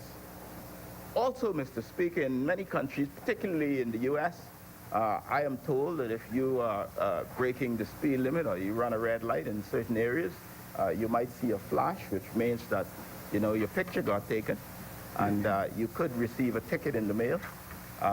Certainly we can collect email addresses when people register, but certainly we must look to see how we can provide more technology, the use of the technology, much of which has been put in place by the former government, to ensure, Mr. Speaker, that we make the enforcement of many of these laws less burdensome in terms of enforcement. Mr. Speaker, as we now firmly situated in the 21st century, it's not too much of a stretch to consider that more investment in CCTV, more investment in these types of communication and IT and technology systems will certainly provide relief to enforcement agents and certainly bring great benefit to our country. I want to reiterate that a public education campaign is absolutely necessary, and we must go beyond the debates in the House of Assembly and the Parliamentary channel.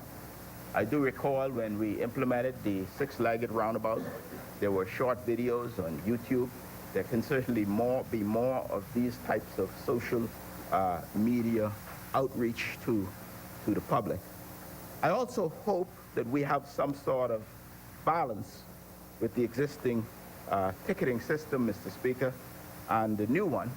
We certainly know that there have been some flaws with respect to persons being arrested on warrants, later to find out that the fees were in fact paid.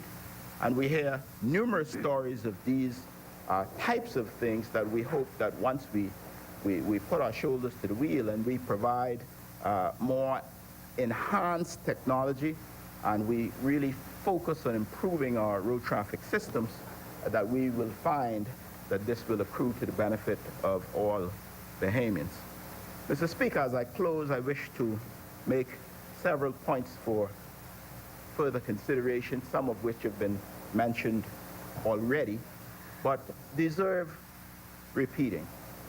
Firstly, Mr. Speaker, the question of what an open beverage is in relation to driving with an alcoholic beverage needs to be defined. Secondly, we must consider whether the fine for driving without insurance is adequate. And I heard many of the previous presenters speak of this. I believe the fine for driving without insurance is now $250. And it will now be, the fine will now be greater for using a cell phone than for driving without insurance. We should perhaps consider the potential impact on the victims, the cost of a funeral, the cost of critical injuries, and I would suggest that a more stiffer penalty might be more of a deterrent. For reasons outlined previously, Mr. Speaker, I don't believe that these amendments will address this very serious issue. We hear various stories, we heard many earlier, but we hear stories of persons who die in hit-and-run accidents, and their families must suffer the indignity of leaving their remains in the morgue for extended periods of time simply because there was no insurance in place. Perhaps, Mr. Speaker, we can engage the Bahamas Insurance Association to partner with the government in relation to public education to ensure that drivers understand the pros, the cons, and the risk of not having insurance. I also heard earlier, Mr. Speaker, many of the members spoke about how drivers get a provisional insurance cover where they pay 1 month or 3 months. The reality on the ground, Mr. Speaker, is that many persons can only afford to pay the minimum payment required to get insurance. And therefore, the reality is starkly different from many of our realities. And someone may be able to afford a monthly payment of $100 a month, but may not be able to afford an upfront payment of $1,200. This, Mr. Speaker, is the reality on the ground of many of our constituents. We must also consider, and this has been mentioned, and I say again for good measure, whether the penalties for killing in the cause of dangerous driving is appropriate. And consider as it stands whether $10,000 or prison time, whether the victims and the family of victims consider that these penalties are appropriate. And I can tell you that they certainly don't. With respect to 46A, Mr. Speaker, there would be a question as to how we prove that electronics were in use. With respect to 46B, there would be the question of how do we prove the question of the open alcoholic beverage and the test of that beverage as to whether it was alcoholic or not. I will certainly leave that to law enforcement. I will certainly leave that to the legal minds, but these are questions that certainly need to be answered. With respect to 34 and 36, Mr. Speaker, I mentioned earlier that due to errors and mistakes sometimes in our system, many people are arrested on warrants only to later find that the fees were paid, and persons can find themselves unlicensed while these matters are being addressed. It also pairs, Mr. Speaker, that it applies to persons who may be appealing those circumstances, and they would perhaps remain unlicensed while these appeals continue. But I wrap up, Mr. Speaker, as I began.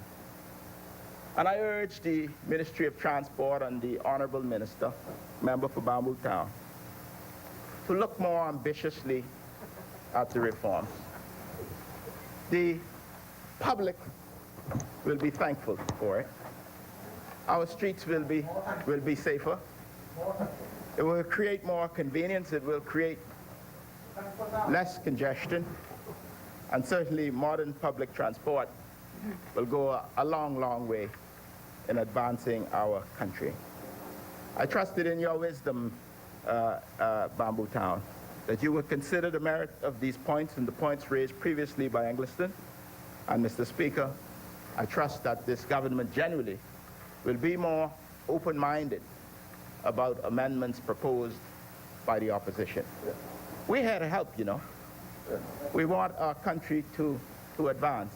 And we recognize, Mr. Speaker, that many times you bring legislation that can be further fleshed out.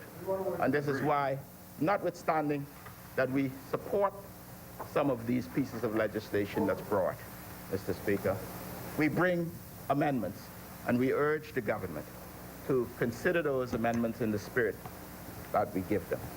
Mr. Speaker, the people of Exuma supports these amendments. Thank you very much.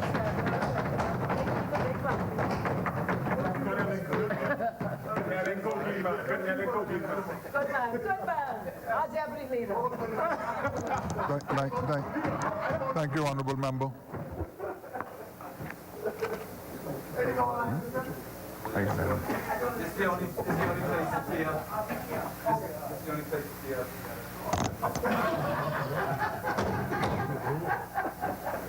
I come with the book.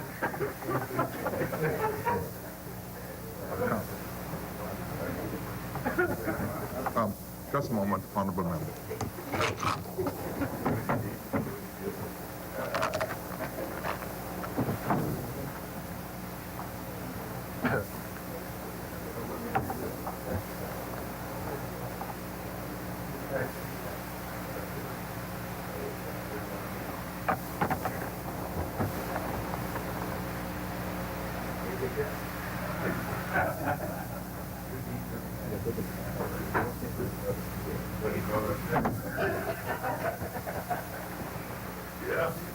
As many.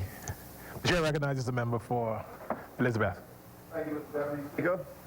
Mr. Deputy Speaker, I rise this afternoon on behalf of the great people of Elizabeth, and I too want to add my sincere condolences to the people of the Bahamas, to the community, and to the family who has lost a young man with so much potential. Mr. Speaker, I think it's very important for us to echo the view that it will take the collective effort of all of us in order to get to the root cause of violence and crime in this country. This is not only about the police, this is not only about the courts. It takes an entire village to raise a child.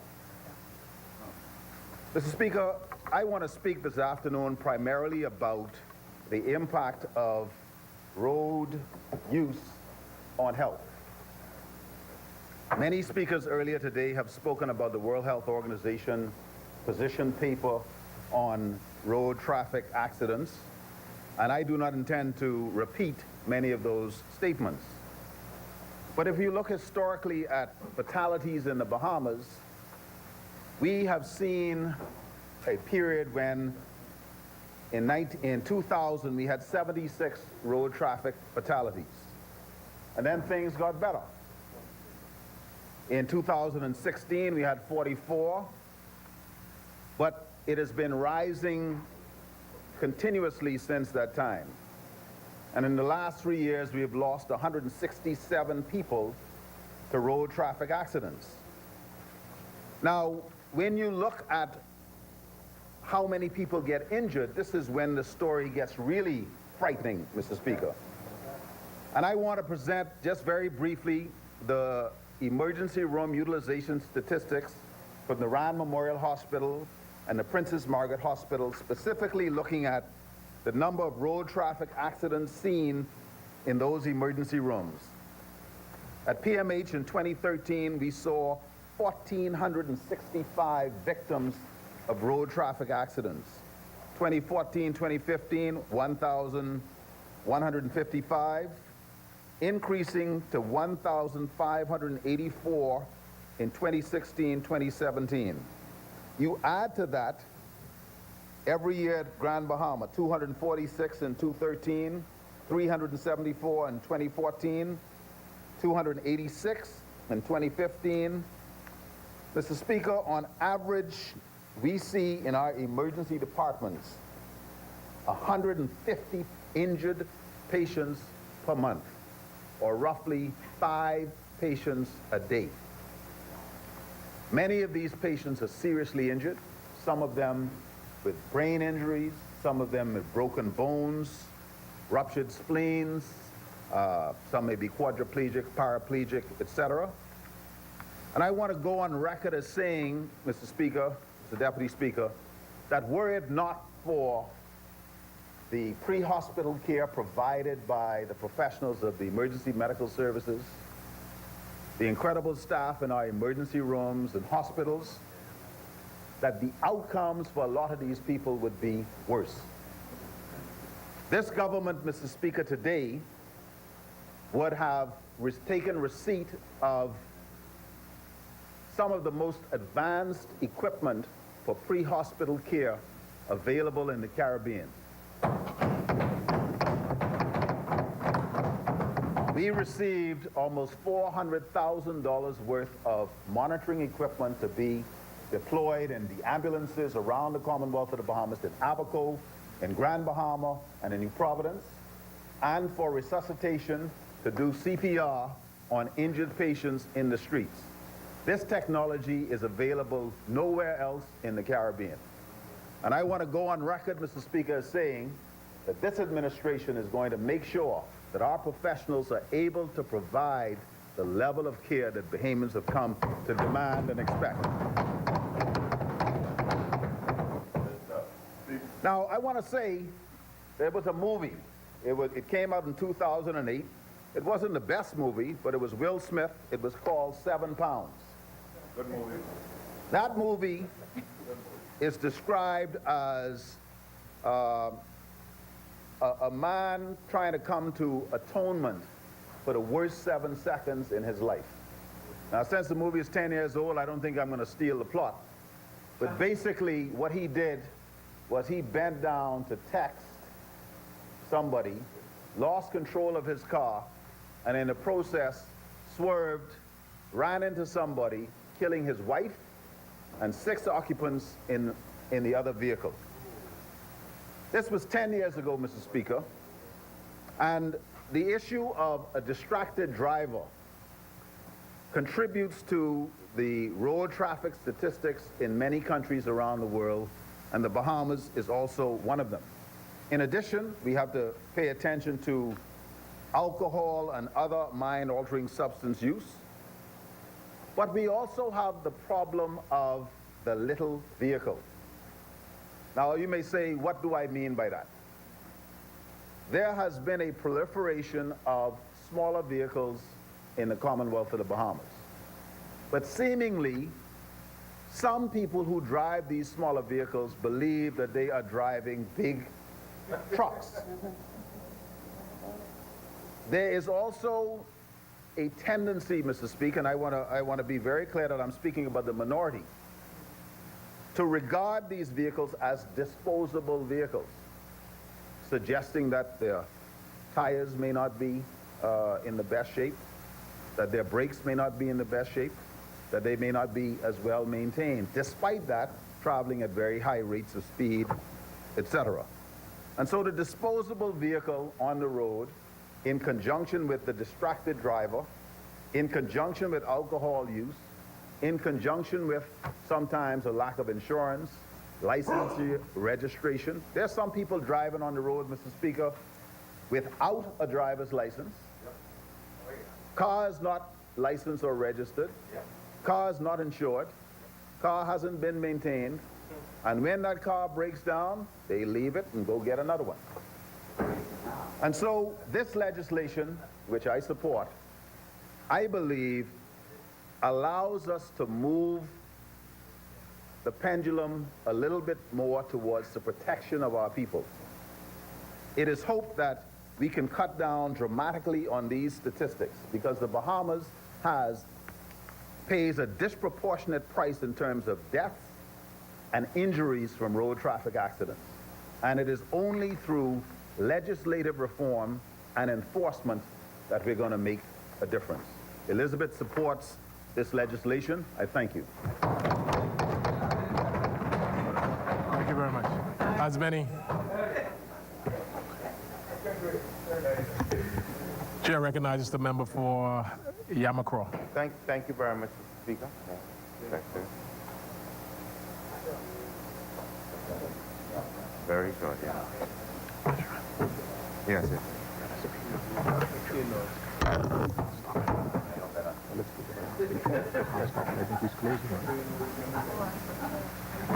Mr. Speaker. Yes. Yes, Mr. Speaker, I rise, and it's my distinguished pleasure to close the debate on the amendments to the Road Traffic Amendment Bill 2018. Mr. Speaker, before I go into my presentation, I would first like to extend profound gratitude to the people of Yamacraw, and most certainly my God for allowing me to be here in this place this afternoon to render service to our good Bahama land. Mr. Speaker, by way of announcements, I would just like to announce to the public that on this coming Saturday, the Eastern Community Association will host its annual Spring Festival, and it's to be held on Vinton Meadows Park, Holly Road, from 12 until. And we expect, as usual, to have the Thelma Gibson Primary School, the Sandilands Primary School, the police and prison bands, food on sale, and it's going to be a cultural extravaganza. It would be remiss of me, Mr. Speaker, if I did not give or extend condolences on behalf of my family and I, and indeed the constituency of Yamacraw, to the family of the young boy who lost his life, and to say to them that our prayers are with them, Mr. Speaker. Mr. Speaker, on considering these amendments and doing my research on this bill, Mr. Speaker, it calls to mind the duty of care that we have as road users, Mr. Speaker, to our neighbors. Mr. Speaker, when we do not properly or reasonably exercise that duty of care, it results, unfortunately, in the most extreme cases, which just outlined by Elizabeth Estates, death, property damage, loss of important work hours, Mr. Speaker. But the use of the road, Mr. Speaker, is not a right. And I think it's played out in the Road Traffic Act. It's a privilege, because in order to use or to be licensed, to use the road or to be on the road, you have to be a fit and proper person, and there are certain requirements that one must meet. And it was interesting to hear an explanation given of the history of the Road Traffic Act, which has been amended at least 20 times since its first iteration, Mr. Speaker. Mr. Speaker, I would start from looking at the whole use of insurances, just to say that even though I've heard that there was some spectacular proposals by the side opposite, the whole concept of the use of an insurance to ensure proper road usage is not new. Mr. Speaker, Section 8 of the Road Traffic Act requires the owner of a vehicle to ensure that not only that his vehicle is insured, but that he is insured, he or she is insured. And also puts a burden on that individual to ensure that persons who are to use that vehicle are also insured. And there is a penalty if that person who is the owner of the vehicle uses that vehicle on the street and they're not insured, the user is not insured, or the vehicle is not properly insured. Mr. Speaker, and when you look through sections 8 through 24, it speaks principally to the use of an insurance. And Mr. Speaker, I just want to stick a pin there in terms of public education. I want to commend the media, because from these bills were first laid, I listen on occasion to Guardian Radio. And you heard it in the morning, noon, and night. Persons speaking about the irregular or negligent use of electronic devices and how we are to deal with it. And there are close calls with individuals. As a matter of fact, on last evening I was in a chat group, and Shallow and a few other persons in that chat group were talking about these amendments, and they were expressing their contentment and congratulating the government on doing something that is very necessary, Mr. Speaker. But, Mr. Speaker, Section 15 of the Road Traffic Act, and the reason why I'm doing this, Mr. Speaker, is because I've heard a lot said about why is the government putting this need on persons to have insurances. Well, it was always there. If you're going to use the road, there are certain requirements that you have to meet. It's not an entitlement. It's a privilege. And the privilege is expressed to the citizenry on the road by way of a license. And there are certain requirements that you must meet if you're going to use the road in that way. And you've seen in America where someone took a truck the other day, I think it was in America, and they mowed down all sorts of persons. I was watching television the other morning, and the police were trying their best to stop this lady. And what the radio announcer highlighted is that, the television person highlighted is that an instrument that could be used as a means of necessity and pleasure can be turned into a weapon of doom. And we see that on a daily basis. But the Act places a responsibility on these persons who use the vehicle, the owner of the vehicle, to produce that insurance to the police officer already. So we're not really creating anything new. It also places an onus on the owner of the vehicle to say who was driving the vehicle.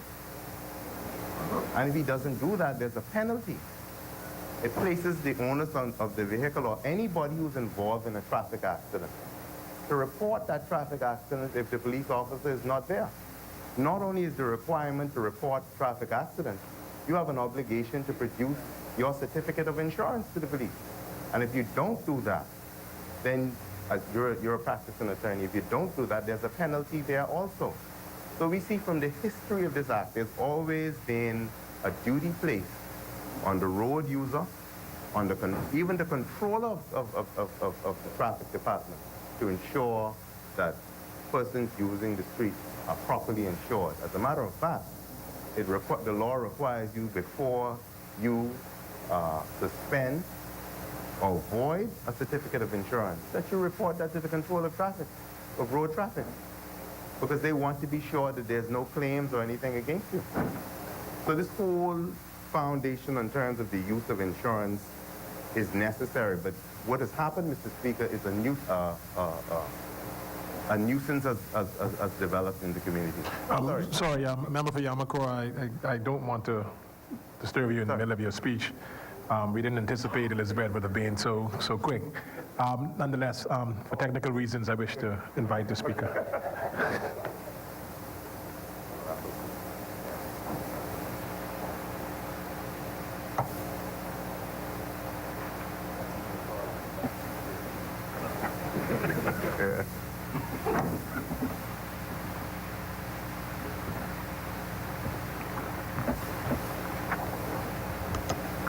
Honorable member, you may continue. Thank you very much, Mr. Speaker. Mr. Speaker, all the amendments simply put does today, having regard to the history of the act, is that it puts the onus on anybody that's in that vehicle to ensure that they have, or they want, that they must either, if it's not the owner of the vehicle, to give the name of the owner of the vehicle and to produce the insurance. If it is the owner of the vehicle, he must then produce the insurance, and there's a penalty if he doesn't do that. And Mr. Speaker, I've heard Anglicans saying that persons are going to be arrested if they do not produce the insurance. And really, the law requires that they should be arrested if the police find that in all the circumstances they gave information that is intended to deceive the police. If someone says, my insurance policy is at home, and I see Exuma and Ragged Island looking, I'm going to read it for him.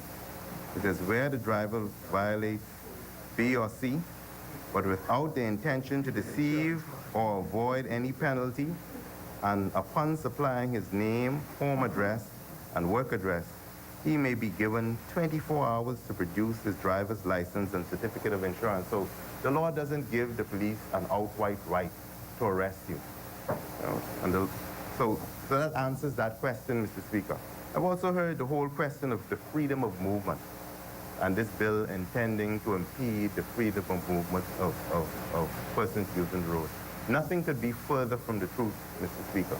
There's nothing in this bill that prevents anybody who's properly licensed to drive a vehicle, properly insured to drive a vehicle, to be on the street and use their vehicle in a manner that is not a danger to the public. So, Mr. Speaker, the bill also, and one of the things I like about the bill is you cannot get a driver's license, Mr. Speaker, if you don't pay your fine. There are too much persons riding around our streets and they're not paying their fines.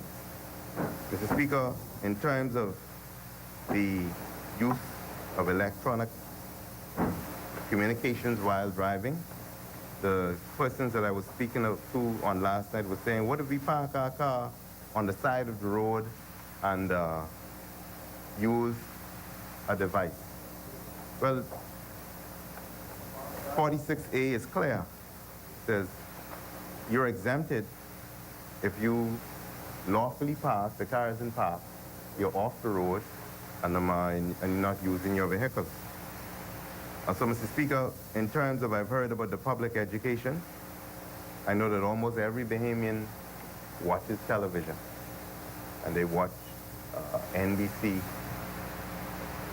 CBS, or even, I was surprised the other day, I was watching one of the local news stations, and I saw an advert about the use of a cell phone and what it can do to you if you do not drive with due care and attention. So, Mr. Speaker, these provisions are simply put, designed to save lives.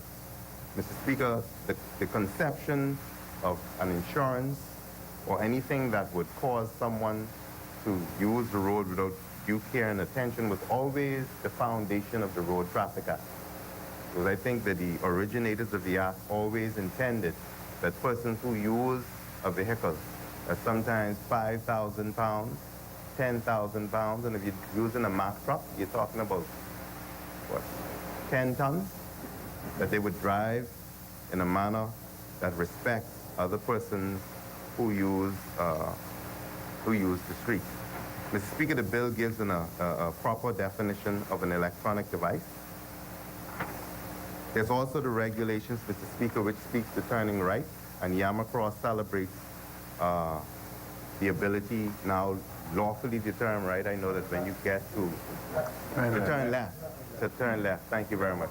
When you drive along, I think it is Thompson Boulevard, to turn on to the Fort Center Road, you have the light that allows you to turn left, and it significantly, Mr. Speaker, alleviates traffic. You have it there as you come down on Prince Charles Drive, to go on to the Independence Drive, where traffic can just feed off into the left. And you see how it alleviates traffic. So persons are able now to know that they're able at the light to turn left. Mr. Speaker, Yamacraw supports this bill, but Yamacraw would just like to say, and I want to commend Exuma for getting to the point. And you know, it's not always good. Don't get off the point. I'm not getting. It's not always good just to oppose, and he demonstrated that today, Mr. Speaker, not just to oppose for opposing's sake, by going along with something that is conventional, something that is right. Pardon me? And an amendment that is timely. And I think left alone. Yeah. And the rightness of this bill is demonstrated by the absence of Cat Island Rumkey in San Salvador, the great QC, because he didn't see any legal issue, so he absent himself. Mr. Speaker, I would like to end as I begin by reiterating the Eastern Community Association Spring Festival that will be held on this weekend, Mr. Speaker. And as I said, in January, Mr. Speaker, every month I will announce the Cat Island Rake and Scrape Festival. And I don't do that because Cat Island Rumkey in San Salvador would not do it. It's a celebration of the history, customs, and culture of one of the most rich islands of the Commonwealth of the Bahamas. And so we're inviting the entire Parliamentary caucus to come to Cat Island in June and celebrate with the Cat Island people. So thank you very much, Mr. Speaker. Those are my submissions.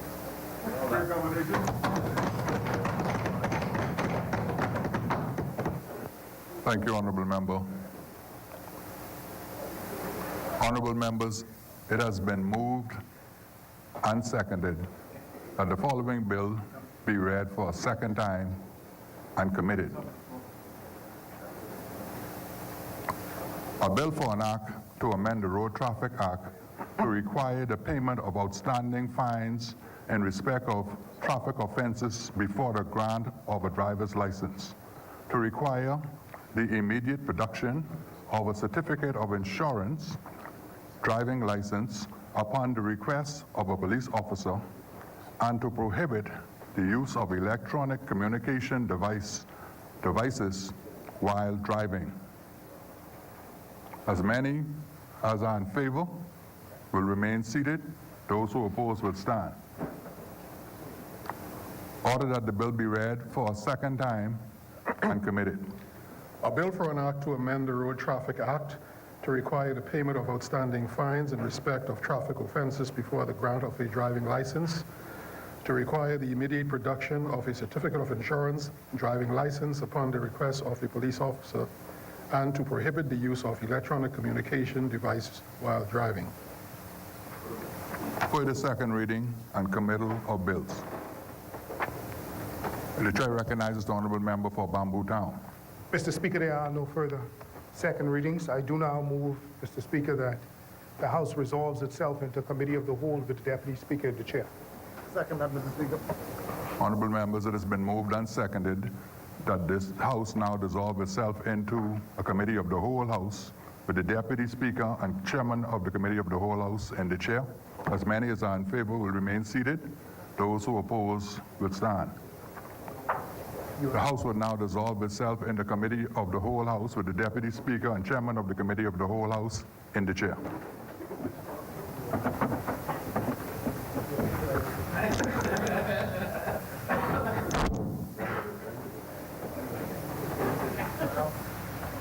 When I do it, you're going to move the amendment.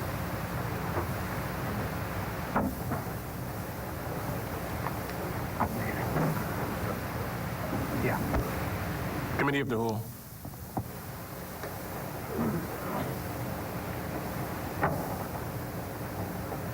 Thank you, Mr. Chair.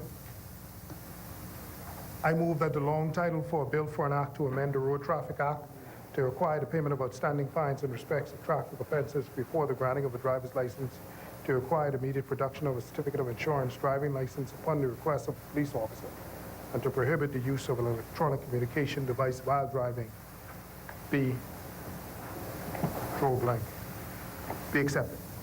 Mr. Deputy, I second that. It's been moved and seconded that the long title of the bill be agreed. As many in favor remain seated, those opposing will rise. The long title of the bill is agreed. Mr. Chairman, I move that the short title be agreed. Mr. Chairman, I second that. It's been moved and seconded that the short title of the bill be agreed. As many members that are in favor remain seated, those opposing will rise. The short title of the bill is agreed. Mr. Chairman, I move that Clause 2 be agreed. Mr. Chair, I second that. It's been moved and seconded that Clause 2 of the bill be agreed. As many members, the Chair recognizes the member for Yamakro.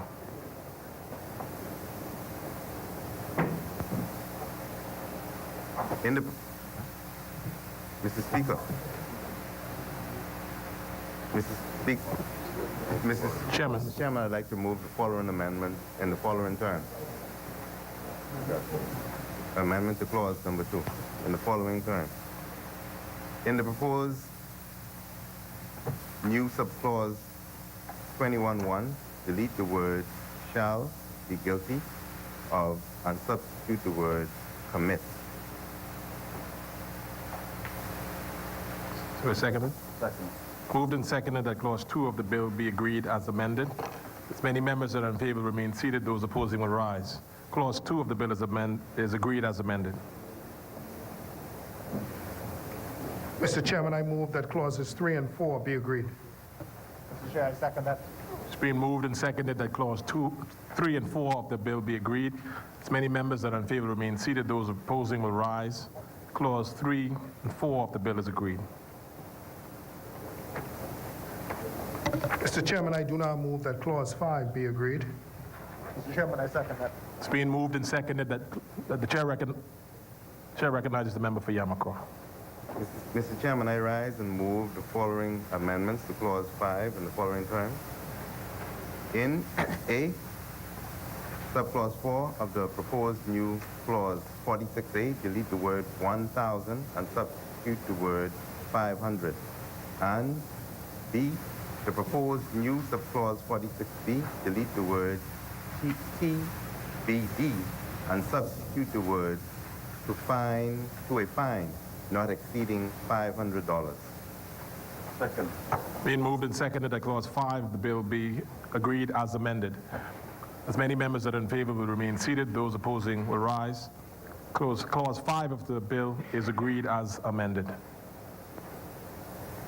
Mr. Chairman, I move that Clause 6 be agreed. Mr. Chairman, I second that. The Chair recognizes the member for Yamakro.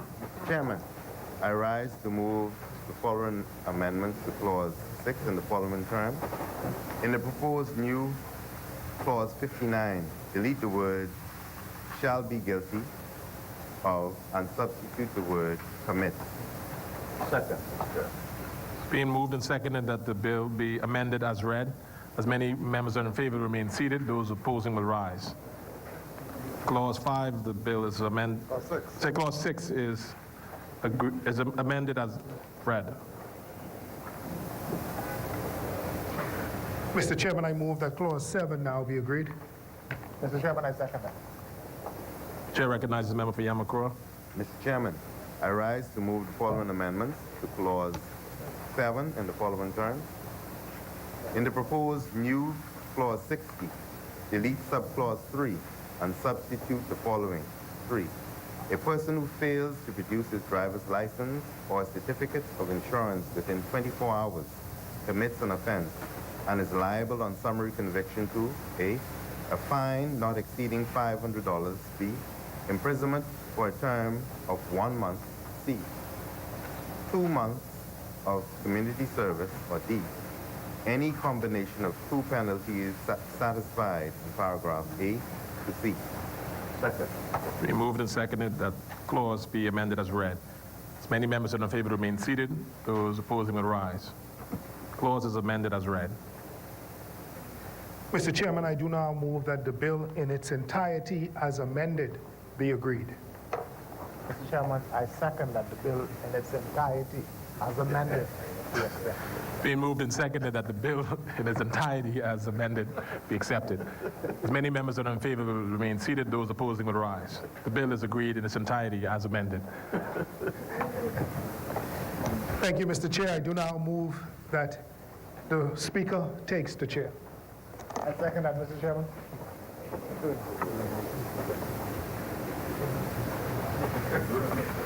It's being moved and seconded that the Speaker now do take the chair.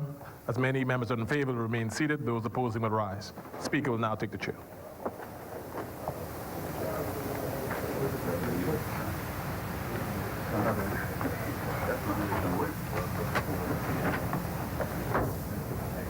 Speaker, I beg leave to report that the Committee of the Whole has gone through the bill, making amendments thereto.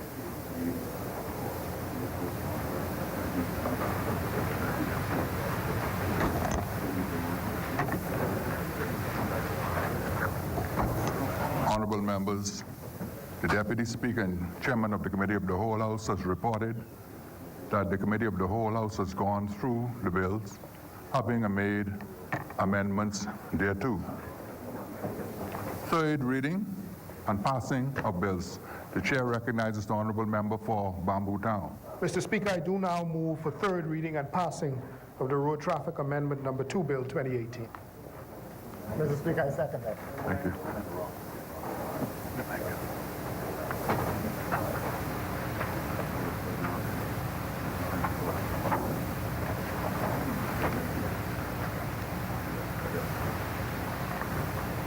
Honorable members, it has been moved and seconded that the following bill be read for a third time and passed. A bill for an act to amend the Road Traffic Act to require the payments of outstanding fines in respect of traffic offenses before the grant of a driving license, to require the immediate production of a certificate of insurance, driving license upon the request of a police officer, and to prohibit the use of electronic communication devices while driving. As many as are in favor will remain seated. Those who oppose will stand. Order that the bill be read for a third time and pass. A bill for an act to amend the Road Traffic Act to require the payment of outstanding fines in respect of traffic offenses before the grant of a driving license, to require the immediate production of a certificate of insurance, driving license upon the request of a police officer, and to prohibit the use of electronic communication devices while driving.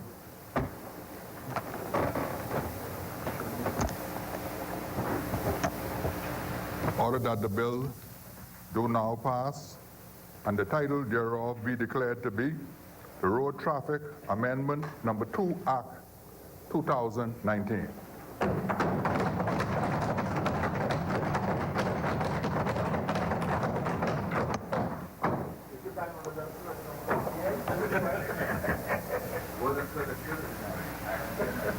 For the third reading and passing of bills. Mr. Speaker, there are no further third reading. Thank you. Consideration of Senate amendments, resolutions, members' statements.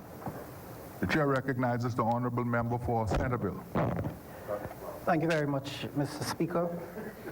At this time, Centerville would like to say congratulations to Saxon's Park Boys on the annual celebration held a few weekends ago. And also congratulations to the Church of God of Prophecy, Bishop Franklin Ferguson and Lady Rowena Ferguson on their 95th biannual national convention under the theme, Rise Up and Take Your Journey. Centerville is happy to note the initiative of the new building codes and hope that this will be the beginning of the realization that we need new schools, brand new schools in the inner city, especially with WTO on the horizon. Today, I also want to pay homage to my colleague and a nation builder, Mr. Basil Ingram, who would have passed Sunday last. Condolences to his children and his entire family. Basil was the grandson of one of the pioneers of democracy and the rights of individuals, Mrs. Mary Ingram. She, along with Dame Doris Johnson, would have played a pivotal role in our history. Basil would have served as my treasurer during my 2 terms as president of the Bahamas Institute of Chartered Accountants and as a director, one of my directors of the Institute of Chartered Accountants of the Caribbean. And he represented the Bahamas and the accounting profession at one of its highest levels and with distinction. Mr. Speaker, the accounting profession in our Bahamas has lost one of the most honest, loyal, genuine, and encouraging persons I believe I would ever come to know.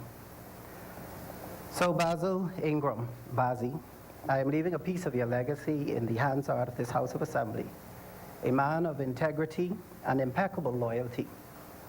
May his soul and the souls of all of the faithfully departed rest in peace. I did not get to acknowledge our women on International Day of Women, and would like to just beg leave for a few seconds to recognize the ancestral and living strengths of the Bahamian woman. It was women and the women's suffrage movement that championed a petition for equality and justice. It was Dr. Doris Johnson who, with others, including Mary Ingram, petitioned the House of Assembly and said a great injustice is being done to the people's cause.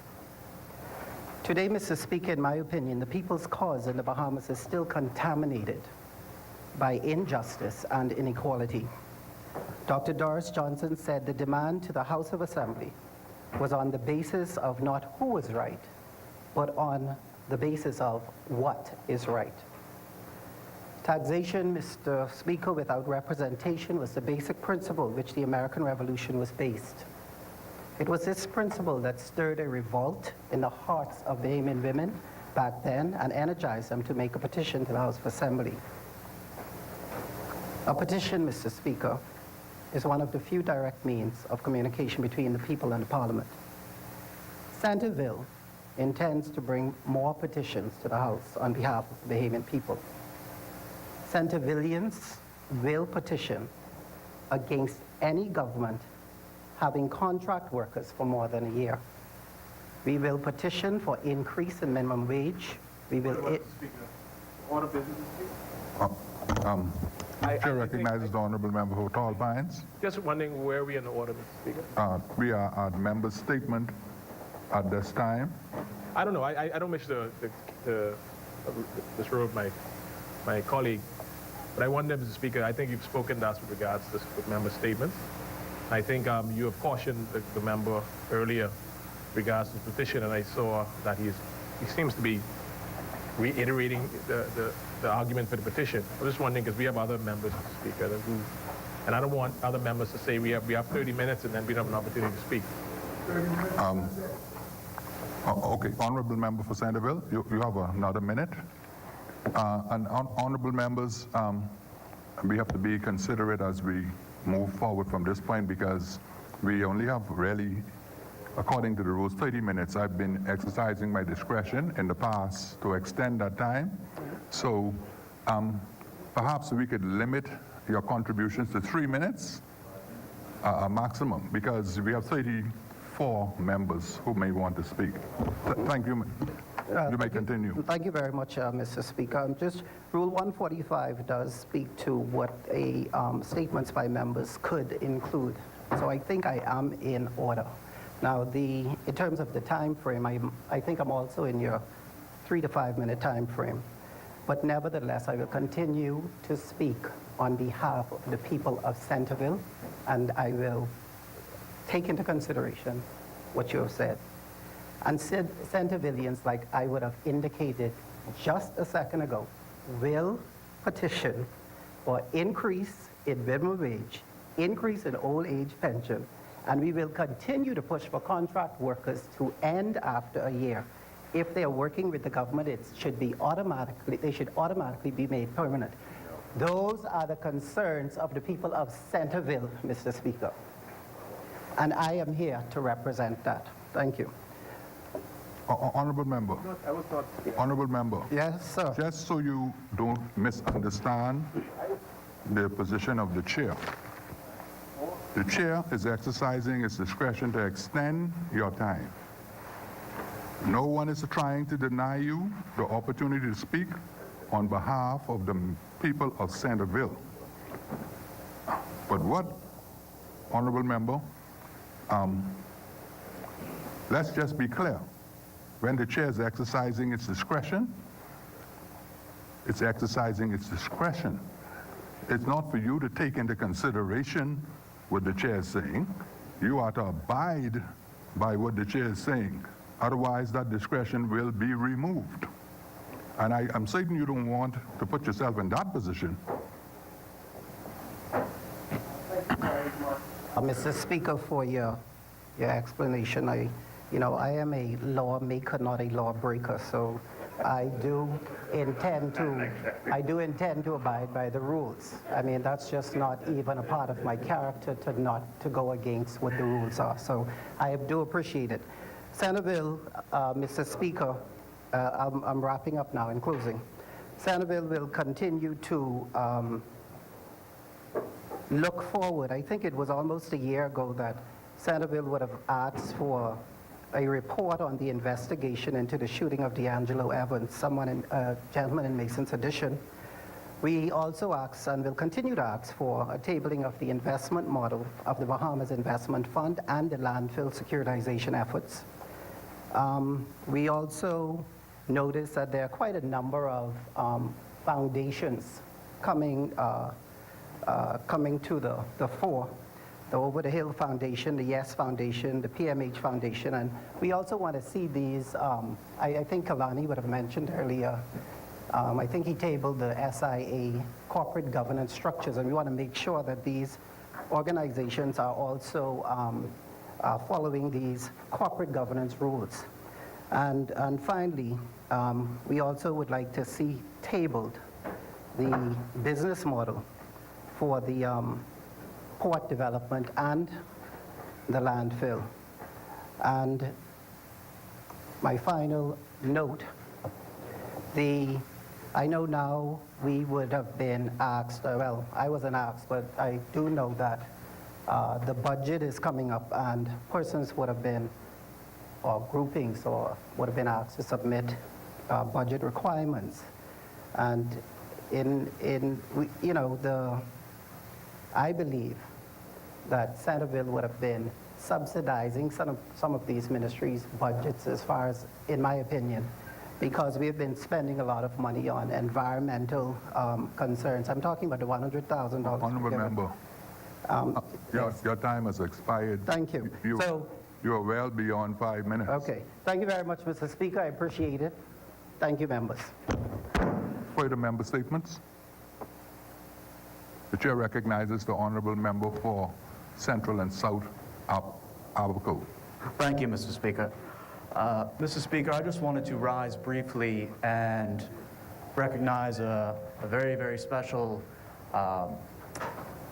event recently in my constituency. A very brilliant, very talented young woman by the name of LaTonya Moss recently returned home from the Special Olympics in Abu Dhabi, bringing home gold.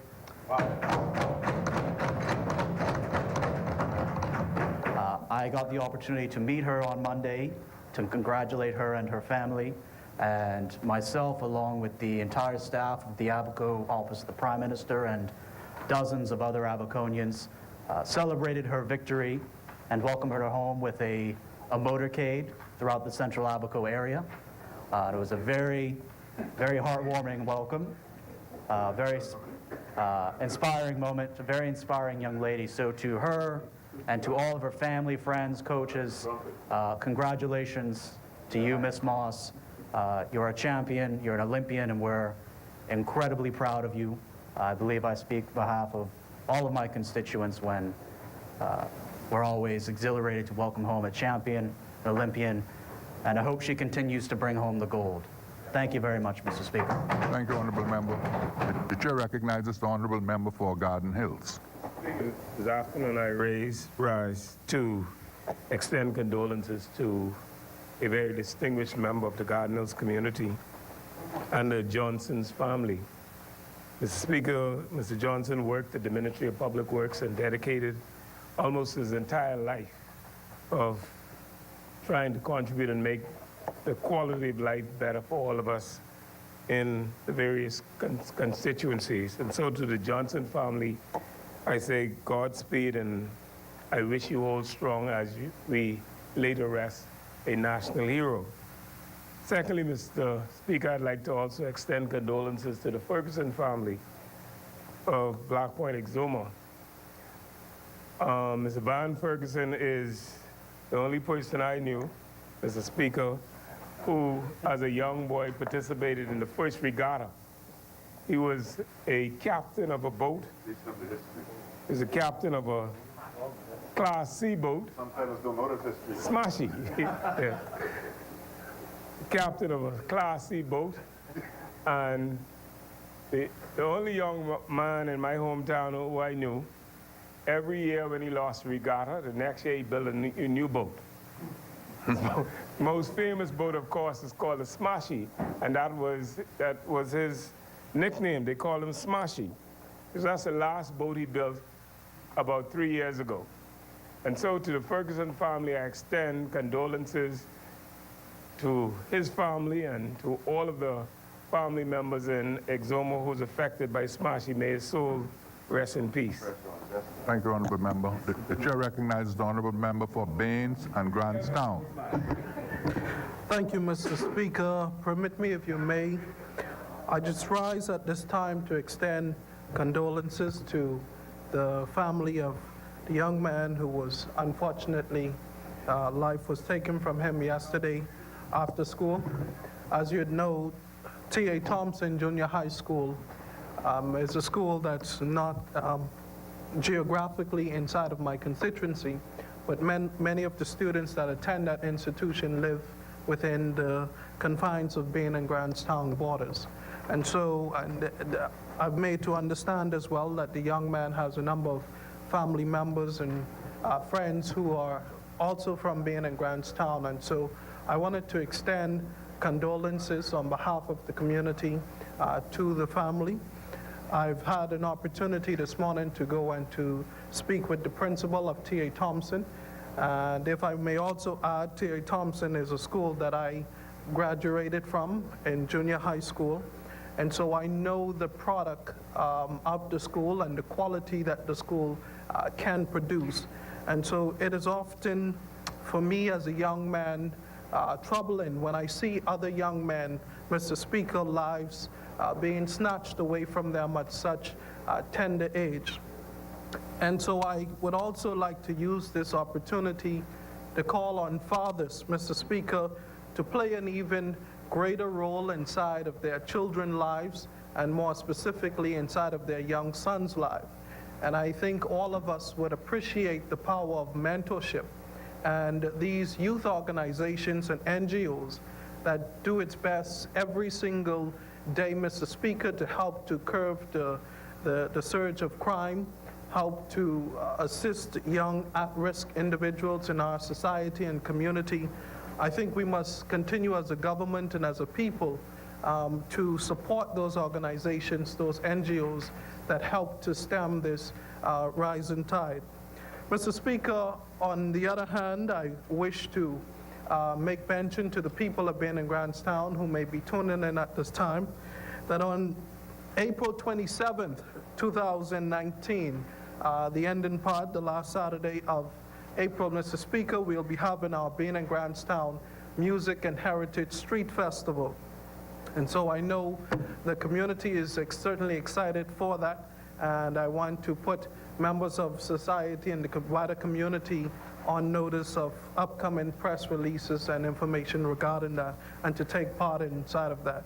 Finally, Mr. Speaker, I would wish to encourage the people of Bain and Grantstown, Mr. Speaker, to take a greater, or to play a greater role in the Over the Hill initiative, Mr. Speaker.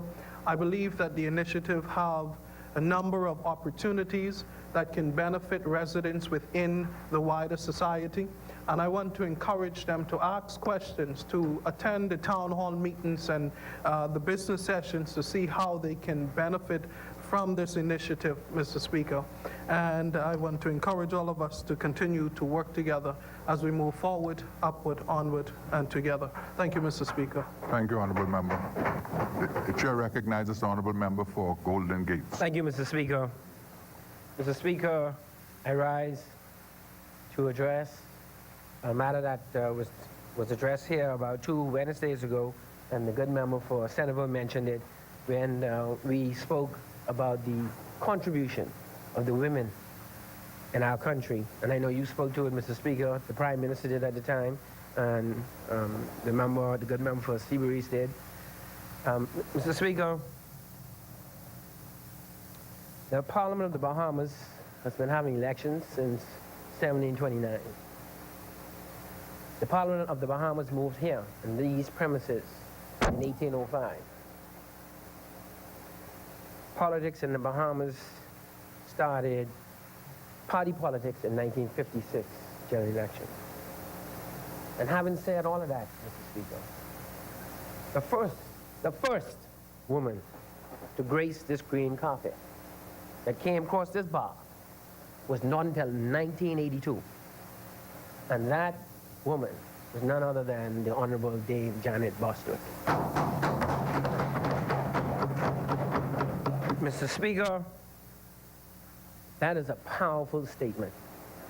Women, no woman ever put foot on this green carpet, crossed that bar till 1982.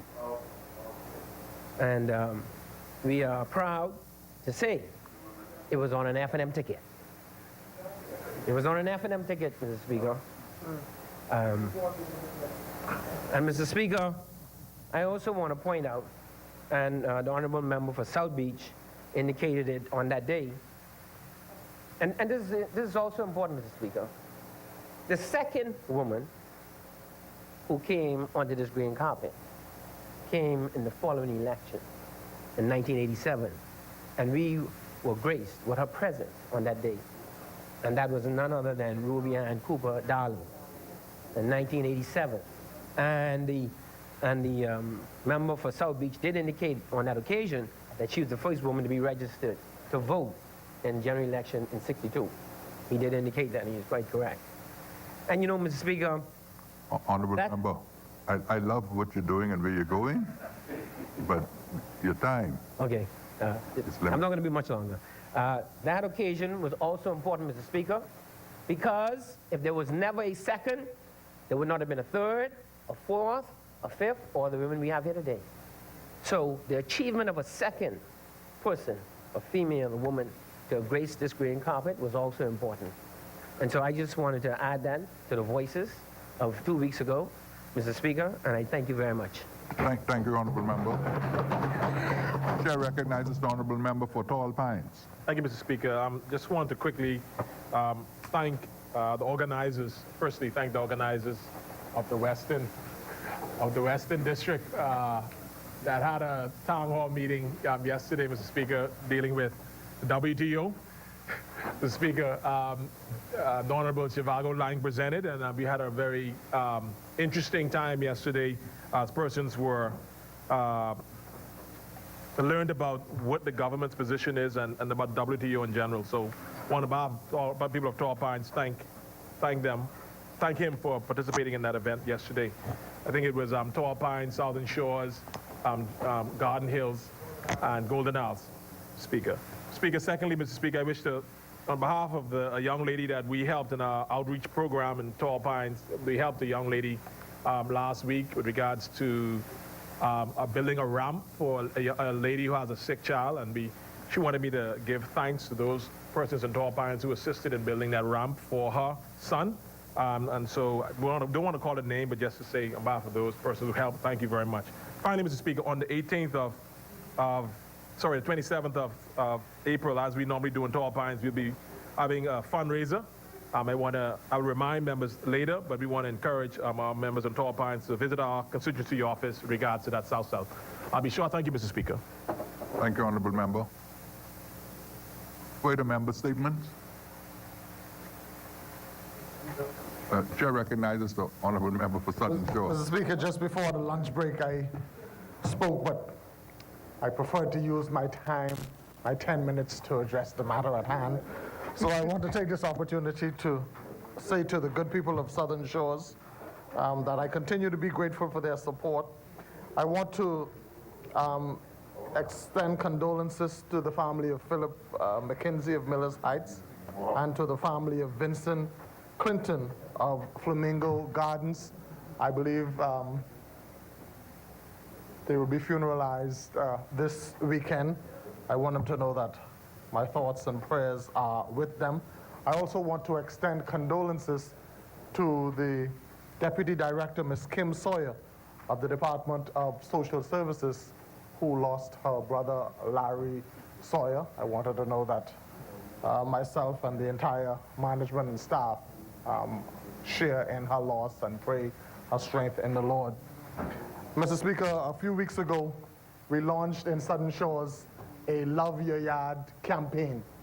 And there's been lots of excitement brewing about it.